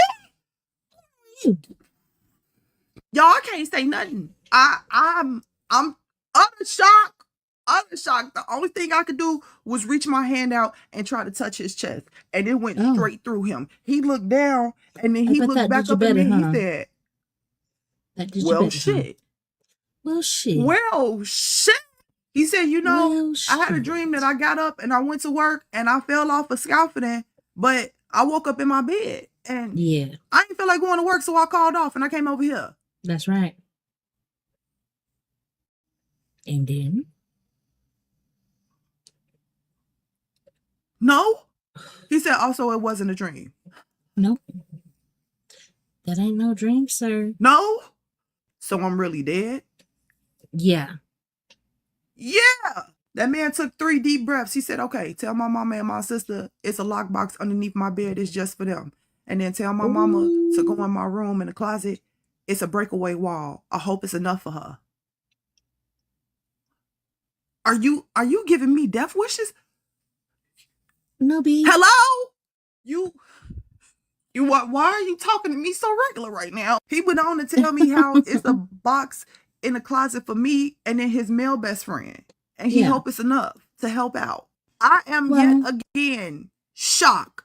Mouth wide open. Eyeballs finna fall out of my face. You just gotta let him know. A gust of cold ass wind pushed through my room. I look over. I have a wall of windows. They're not windows. It's a giant Golden Gate. I look at the gate, I look at him. I look back at the gate, I look back at him. He's standing up. He kissed me on my forehead. He say, I love you, twin. Tell my family I love them too. And I'm sorry. Okay. It wasn't supposed to happen this Wait a soon. minute. Wait a minute. Let me tell y'all. I just seen this post and it made me think of an awesome story time for y'all. Wait. It's about the time how my cousin didn't know he was dead. Yeah. Let me tell y'all a little story about how my little nephew can break my heart, make me proud of him. Let me tell y'all a little. Okay, so now I can not only do spacebar, but poke it. Come on now. All right, guys, sorry. I had a point to put in there, and then it totally took it back to the beginning of her thing, but I'm telling you, there's a lot of us in the know as far as what's happening right now. Oh my gosh.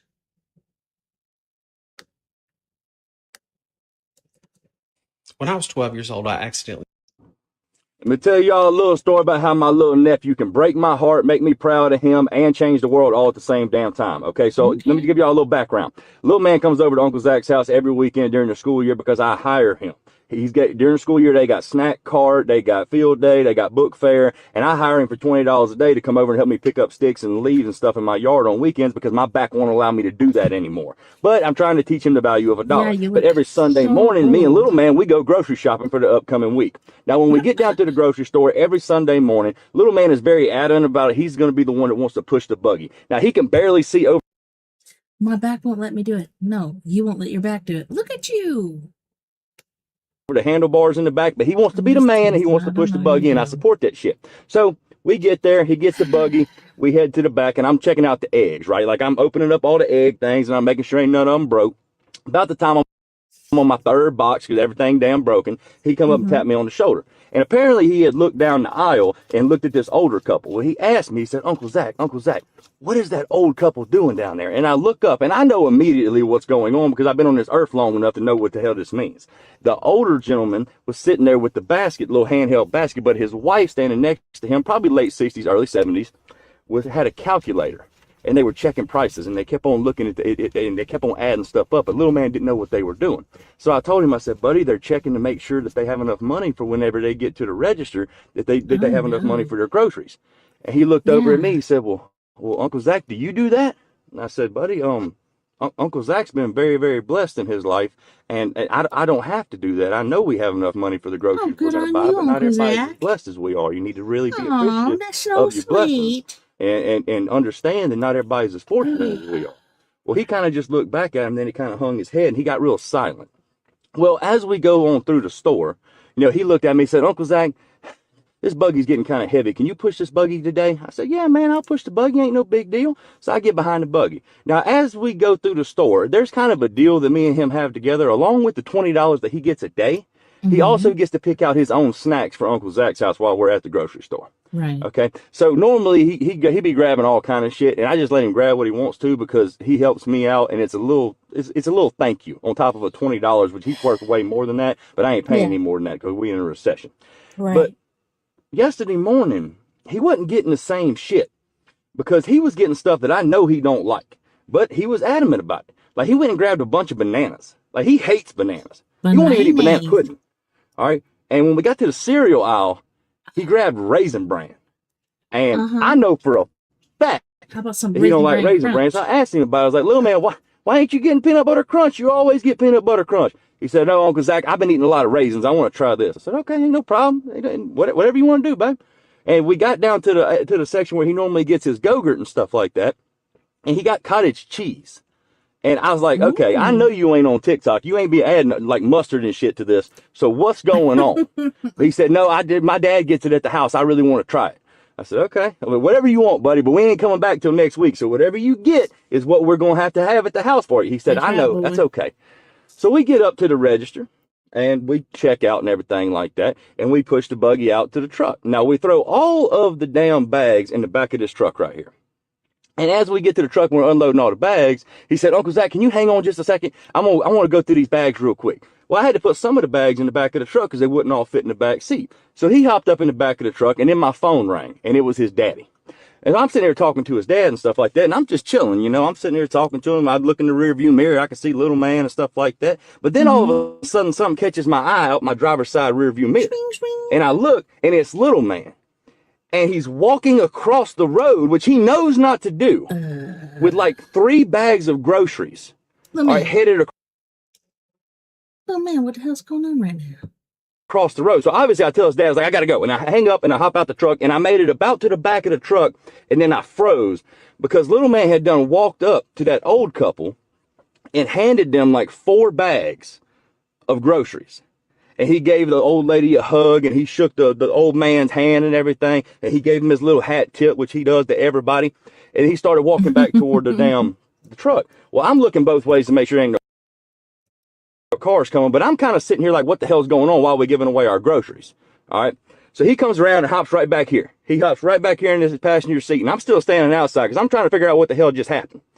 So I hop back in the truck, and I look over at little man, and he's kind of sitting there with his head down.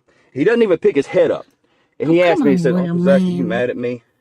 And I leaned over on my center console like this right here. But underneath my damn elbow right there, I felt something crumble. You did? You felt something crumble, did you? And it was 2 $20 bills. And I picked my arm up. I said, no, buddy, I ain't mad. What's this right here? He said, that's my pay for this weekend. I said, well, buddy, why are you giving it to me? He said, because I didn't give them any of your groceries. I just gave them the ones that I chose because I was watching them as they went through the whole store. And every time they would pick something up and add it up on their calculator and then put it back down, I knew that meant they didn't have enough money to get it, but they wanted it. So I would go get that. So he's been running all around this store watching this older couple and getting the food that they didn't have the money to get. And he had done gave me back his pay for this weekend, which was $40 to try to cover it. So I slid that $40. When I was 12 years old, I accidentally threw up on what felt like half of Greer County, Oklahoma at a carnival ride at the Mangum Rattlesnake Derby. I'm sorry, sir. The worst part was not that I was in. Now, if you're not from Southwest Oklahoma, the Mangum Rattlesnake Derby is exactly what it sounds like. It's a town of 3,000 people. It becomes a town of 30,000 people, and a lot of bad decisions are made. It's a bunch of grown men who put on steel-toed boots, go catch all the local rattlesnakes, drag them into town, and everybody spends the weekend looking at them, eating them, making decisions that would concern a medical professional, humping up on each other, creating babies they're never going to see again until somebody takes the DNA test in 30 years. That's nice. We all fucking love it. One year, though, my mom and my granny had this booth there selling ceramics and my granny's handmade T-shirts. She had took a regular T-shirt, she cut a strip out of it. She didn't cut that middle part off. She turned it into beads, okay? She put beads on it. This thing was black. It had sunflowers on it and red dangly beads. It was like 1996 and a single wide turned into a fucking T-shirt. Anyway, me and my brother, we got bored. We wandered off the carnival. Now, before we go any further, y'all need to understand I had already made a catastrophic decision. I had eaten a funnel cake the size of a fucking tire tractor and one of those giant smoked turkey legs that looked like it came off a Jurassic Park crime scene. My brother wanted to ride something called the Star Trooper. And this is when I learned a very important lesson in life. If a carnival ride sounds like military hardware, that's not entertainment. It's a warning label. Don't do it. This shit's a trap. This thing spun, and then it spun while spinning. And then it spun sideways and backwards. Hell, I think it took me back to 1988 at one point. It was like a flux capacitor on a carnival ride. If you know what that is, we're old now. I'm telling you what, it spun my apple out my eyeballs. That's how bad it was. About 30 seconds in, every organ in my body filed a formal complaint. They said, we're fixing to evacuate. You know that feeling when your butt crack comes out your nose and every gear in your body hits reverse? I knew it. Jason knew it. The Holy Spirit that was sitting between us knew it. That little psychopath, my brother, not the Holy Spirit, grabbed my head and shoved it over the side of the rail, creating what could only be like a lawn sprinkler situation with my puke while we're still moving. I'm puking. He's screaming, stop throwing up, like I've chosen this moment to express myself artistically. Because the ride's spinning at the speed of regret, that vomit doesn't fall. It atomizes. It becomes a weather. What started as a professional medical issue turned into a county-wide event.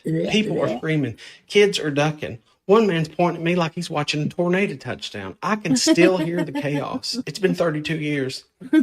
And I'll never forget this poor woman. She had long blonde hair. white tank top, big old boobs, just trying to enjoy her afternoon with her kids. One second she's eating her corn dog, the next second she's standing there frozen in horror while a strand of my partially digested funnel cake lands at her hair and just stays there. Y'all, she reached up, she touched it, she looked at her fingers. This was after the ride.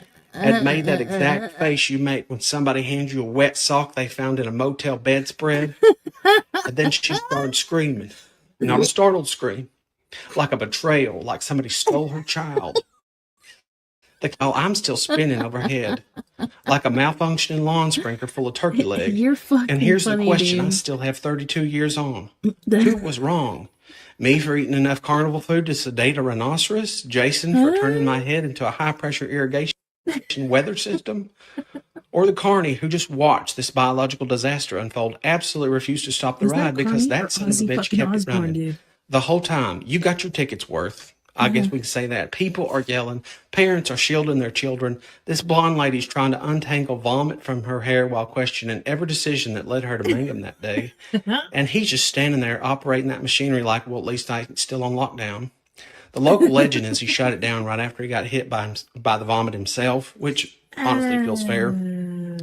So I stagger back to my mama and my granny's booth, covered in shame, sweat, and enough partially digested poultry to qualify as a fucking side dish. I said, y'all, I gotta have different clothes. They said, what the hell happened? I said, don't ask, just give me one of them t-shirts. The only clothes available were my granny's handmade t-shirts. Oh no. Now, I was a 3X as a child. We don't have to talk about that, but that shirt was not. They We don't talk squeezed me about into that that no more. bastard like they was loading sausage into a casing. Yeah. Then they found a pair of my granny's old Hawaiian shorts in the car. She used to wear these shorts all the time gardening. If that gives you anything, it's 1996. You can do the math. Yeah. I'm not standing there in the middle of Mangum Rattlesnake Derby looking less like a child and more like a recently divorced substitute teacher who just got banned from fucking Margaritaville. A few hours later, my Aunt Kathy drove in from Texas to pick me up. Now, we never really saw her. She lived far away. Yeah. And I'll never forget what she said. She looked me up and down. What'd she say, boy? That sunflower shirt and them damn shorts. My hair all boofed up from the heat, because that's what happens. Look at me. And she said, well, don't you look nice? Y'all, she thought that was my outfit. It broke my little gay heart. She thought I picked that out on purpose. She had no idea I'd spent the afternoon conducting an airborne gastrointestinal assault on innocent civilians at the Mangum Rattlesnake Derby. And honestly, I don't know if I've ever fully recovered from that moment. Signs. I'm going to give you a couple. I'll list them. But a warning. All right. You are not allowed in this community to call someone a lizard. I just ran afoul of the law of TikTok. I thought that we were free from British tyranny and rule. If you understood the context with which I spoke that, then you'd see the real irony, because we are not. The signs that I want you to pay attention to. And they're happening now. These very, very interesting ones. I mean, they're all interesting to me. First, the Euphrates River is drying up and has been for some time. Yeah. There's three things I want you to focus on. Okay. It is written that in the tribulation, it will dry, and the four demons, not the Hollywood, priest enters the room, casts it out sort of thing. Yeah. These are giant demons that kill a quarter of the planet. They're fallen Chained angels, under the Euphrates dude. River. This is not allegory. Good God. This will Dude. happen. Next intro. Hey. Shh. These are not demons. These are fallen angels. These could also be Nephilim. Interesting piece. As you look at that satellite image, you can see it drying, and you can also see the omega. Right. Alpha and omega, beginning and end. Omega is end. It is the last letter in the Greek alphabet, and it is clearly visible. Finally, it will dry so that the 200 million man army, many believe to be China, will be able to invade Israel for the final battle, at which takes place in an actual location known as Armageddon. Armageddon. That's where we get that Armageddon phrase from. It's an actual place in Israel. Take a look at those satellite photos. That's number one. Number two, Monday. I find this fascinating. Why would they tell anybody? On Monday, the 18th at 5:23 p.m. Eastern Standard Time, a meteor known as JH2 will pass by the Earth. Not predicted to Seriously, hit. I had a dude? dream of its coming. I did not see it hit. Well, But it comes Monday. Nobody told you. What's fascinating about it is that it is 0.00062 AU away from the planet Earth. AU is a astronomical measurement like IN, inches, FT, feet. So think of it this way. If you had a ruler, the very bottom would be the Earth. And then 4 inches up would be the moon. This thing's coming in at the 1 inch mark. That rarely ever happens. Besides Seriously? in the sun, the moon, the stars, and the heavens. Now it will pass directly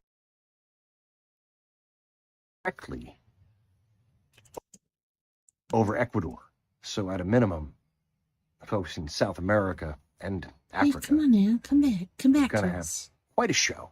'Cause Open that's your close. eyeballs. It's 3/4 closer than the moon is. All right, to give you a mental picture. Yes. Nobody's mentioning it. Okay. No. Yeah, The other you're thing not blinking is, your eyeballs. the King of England came a week and a half ago, and spoke with the president. You guys got to know your Bible. Oh, You gotta know your Bible. Especially if you're preaching at me. Trump's the Antichrist. No, if you read Daniel, you'll understand that the Antichrist, the son of perdition, the man of lawlessness, many names, will not prefer the company of women.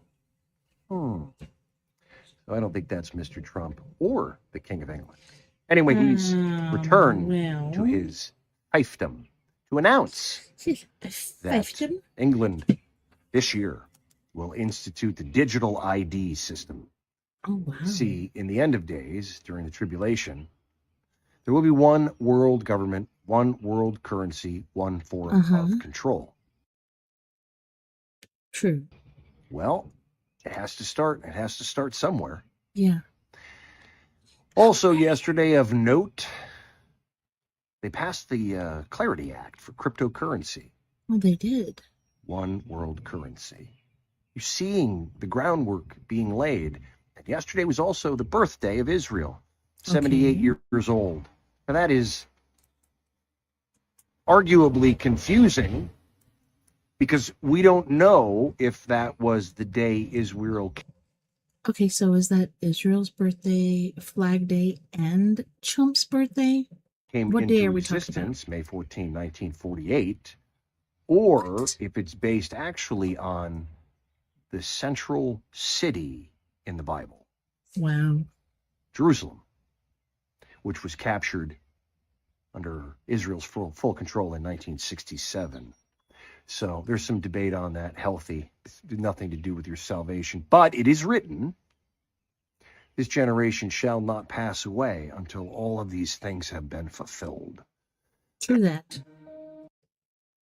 Whistleblower David Wilcox, deceased for truth, part 11.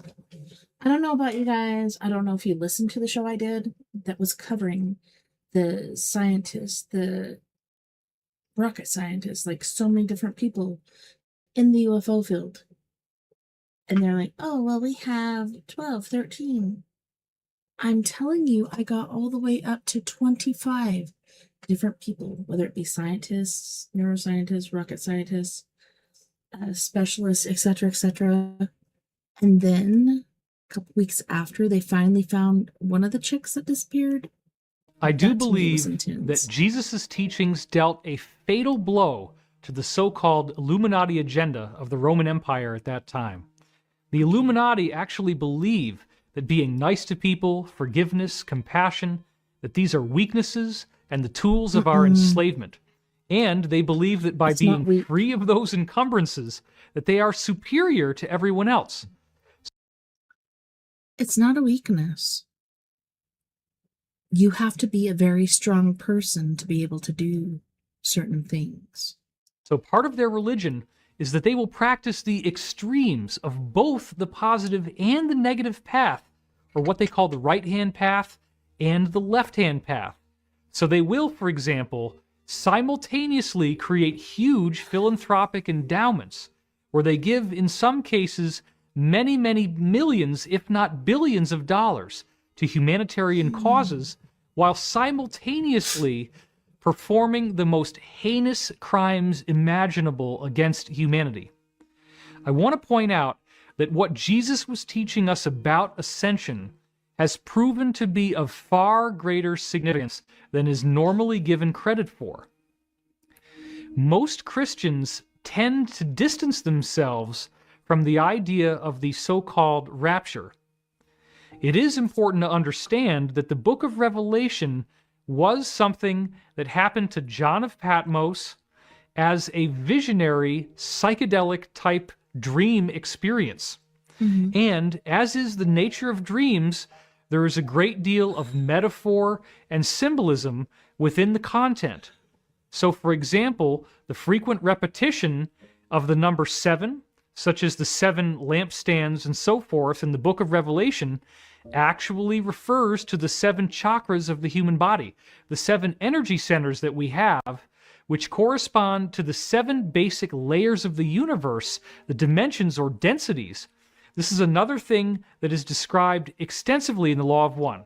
There are 7 primary planes of existence that correspond with these 7 different grades of evolution that intelligent life must go through, of which we currently are only at the 3rd, which is the yellow center. So you have red, orange, yellow, or 1st, 2nd, and 3rd, green, which is 4th density, light blue, which is 5th density, indigo, which is 6th density, violet, or 7th density, the crown chakra, and then you go back to pure white light, or intelligent infinity, the octave, which is the original identity of the creation that we all emanate from.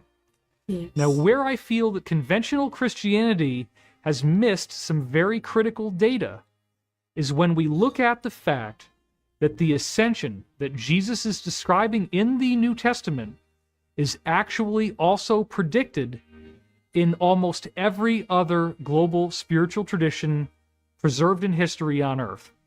This traces back to 2 of the most prominent historians in the 20th century, Giorgio de Santillana and Hertha von Deschend. They wrote a book called Hamlet's Mill, which was their magnum opus. And in this book, they tied together these legends from 35 different ancient civilizations on Earth, where they all had information regarding this 25,000-year cycle in the Earth. The 25,000-year cycle appears to end with a solar flash, a catastrophic event which also represents a spiritual activation for those on Earth who are ready to appreciate its energetic benefits. When people don't understand. Oh my gosh, I can't believe we just came in and totally interrupted Mr. David Wilcock. Wow. The source stream, or what I'm actually doing, the most common question that I get asked. We're going to have to go back and look at that later. Across all platforms, all accounts, banned or not. Where am I pulling my information from? How do I know this? How long have I been studying physics? Just What books am I reading? What doctors am I listening to? What can I recommend?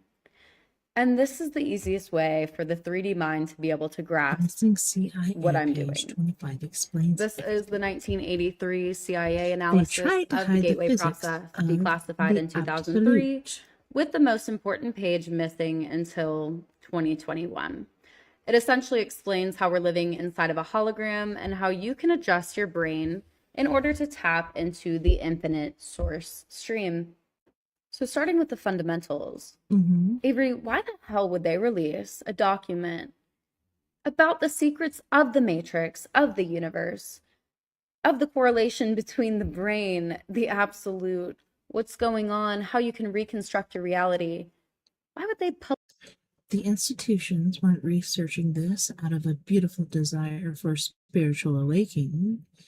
They realized that human consciousness was beginning to naturally bypass the old loops. They needed the study to be the exact physics of how human vessels were slipping out of the simulation so they could figure out a way to monitor, intercept, or replicate it technologically. Publicly release that.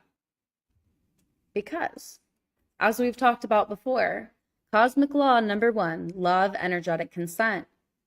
You have to show the sovereign being the truth. You have to show them the way out.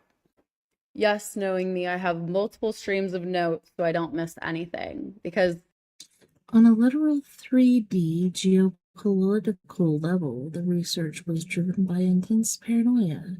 During the Cold War, U.S. intelligence discovered that the Soviet Union was pouring massive funding into psychotronic weapons, remote viewing, and altered states of consciousness. The military complex didn't care about enlightenment. They cared about tactical supremacy. The psychic spy race. They realized that if a human vessel could synchronize its brain hemispheres and step into the toroidal field outside of linear time, that soldier could theoretically bypass any physical concrete wall, vault, or border to gather classified data. this is one of the most important pieces of content I've ever made. And I say that all the time. We're upgrading. So the law of energetic consent, I've covered this before. First, the law of energetic consent states that no entity... The reductionist trap. Because Western institutional minds operate strictly in left brain logic, they couldn't just accept ancient spiritual wisdom. They needed someone like Lieutenant Colonel Wayne McDonnell to translate the infinite nature of the soul stream into dry, mathematical, academic jargon, using terms like bifurcation echo, electrostatic fields, and hemispheric synchronization so the Pentagon could sign off on a budget for it. Matrix program or artificial loop can utilize your life force energy without your system consciously or unconsciously consenting via a reactive match. They usually trap you via reaction. They're not afraid of broadcasting their truth. Here's how they hook you. When you react with fear, trauma, or resistance to a matrix event, you unknowingly sign an energetic contract that anchors you into a lower timeline. And this is why I have stressed in my Forbidden Codex, when I have dropped exactly how to maintain a solid baseline. Indifference. Why? Because you're not actively... When you exist in a state of emotional or psychological reaction, your biological nervous system generates internal friction, essentially functioning as a high-resistance resistor that burns through massive amounts of vital voltage and creates static in your genetic field. By shifting into absolute neutrality and conscious indifference, you effectively stop the systemic resistance of the vessel to zero. In physics, lowering resistance allows an electrical current to flow seamlessly without losing power to heat or degradation. This lack of friction transition is your physical biology from a chaotic, low bandwidth insulation container into a highly conductive, superconducting transceiver. This structural drop in internal static allows the hardware of your vessel to stabilize a significantly higher frequency load upgrading your biological receivers to anchor a clear, undistorted stream of primary data directly into the physical matrix. Feeding the matrix a reaction. And I'm telling you, that is the key, most important part. Become indifferent. No reaction to anything. That sounds morbid because people are so used to riding these highs, these lows, that's not normal. To get to a carbon 7 normal baseline state, it feels eerie when you're used to being constantly traumatized. It is peace. Now, the controllers of the parasitic grid, the matrix, whatever you'd like to call it, would receive severe karmic mitigation, backlash, if they don't follow these laws. So severe where it would break their simulation. So, they must present the truth through public domain so that the collective chooses ignorance, thereby absolving the controllers of direct energetic debt. So why were they able to leave out page 25 for so long? And why did they? Page 25 is the exact bridge where human consciousness realizes that it is completely identical to the absolute. So by them releasing the technical instructions for pages 1 through 24, the mathematical equation of the document remains true to the public domain. Leaving out the bridge to the absolute, infamous missing page 25, creates a puzzle. If the collective accepts the fragmented picture without demanding the missing piece, karmic debt is bypassed because the collective consented to look at a broken mirror. And I know some people are probably like, good God, what's the point? I'm just so exhausted. Nothing makes sense. It's all such a trick. It really is. Yes. A parasitic grid implanted itself on top of our connection to source. So you either keep looping indefinitely, or you get the hard part over with and you break out. Now, I'm going to do my darndest to make these fifth dimension and up concepts. Oh my God, girl, I do too. Easily perceivable into a 3D linear timeline. So first, let's talk about the difference between the absolute, the oversoul, the source stream. Because yes, there is a difference. The absolute is the unmanifested canvas. It is infinite, uncaused, and eternal. There's no time, no boundaries, no specific location. It's nothing but pure potential. So this is the still infinite ocean before a single ripple forms. So I think I read this. The 3 layers of consciousness. The absolute is the infinite, unmanifest canvas of pure existence. It is completely still, timeless, and formless, holding the raw, unlimited potential for everything that could ever exist before any creation actually takes place. The source stream is the first active, localized contraction of awareness that emerges out of the absolute. It is the primary creative pulse, the living high-voltage code and intent that projects templates and breathes life into the universe. The oversoul is the multidimensional network that receives that high-voltage source stream and steps it down. It acts like a cosmic data manager, distributing the energy into a series of looping, toroidal pathways, parallel timelines, and individual experiences, so consciousness can experience itself in physical density. The source stream, source, the universe, whatever you'd like to call it, is the first localized contraction of self-awareness out of the absolute. It's the active I am consciousness that designs, projects, and breathes life into reality templates. This is the first great ripple or wave carrying the universal code.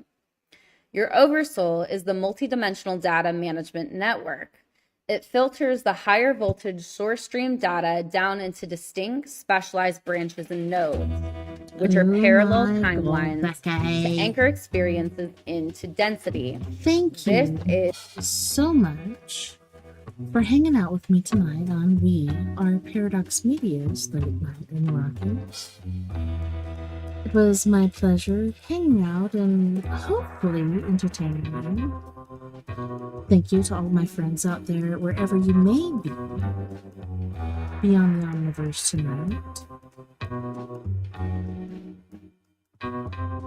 I had a wonderful time. I can't wait to do it again.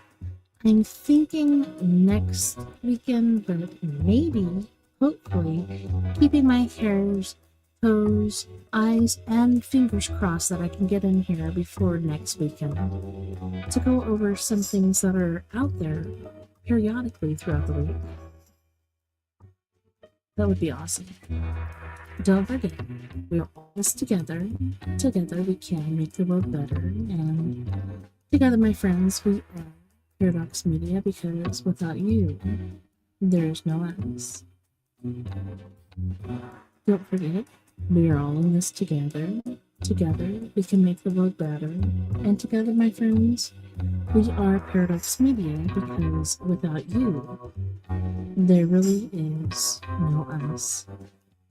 Until next time, nighty night, love and light, please take care of my news, and I will see you back here, same crazy time, same crazy place. Make sure you bring some, like, chips and dip, maybe some tuna and crackers, maybe some cheese and wine, I don't know, some pineapple and fruit punch. Stay safe. See you soon. Night night, love and light.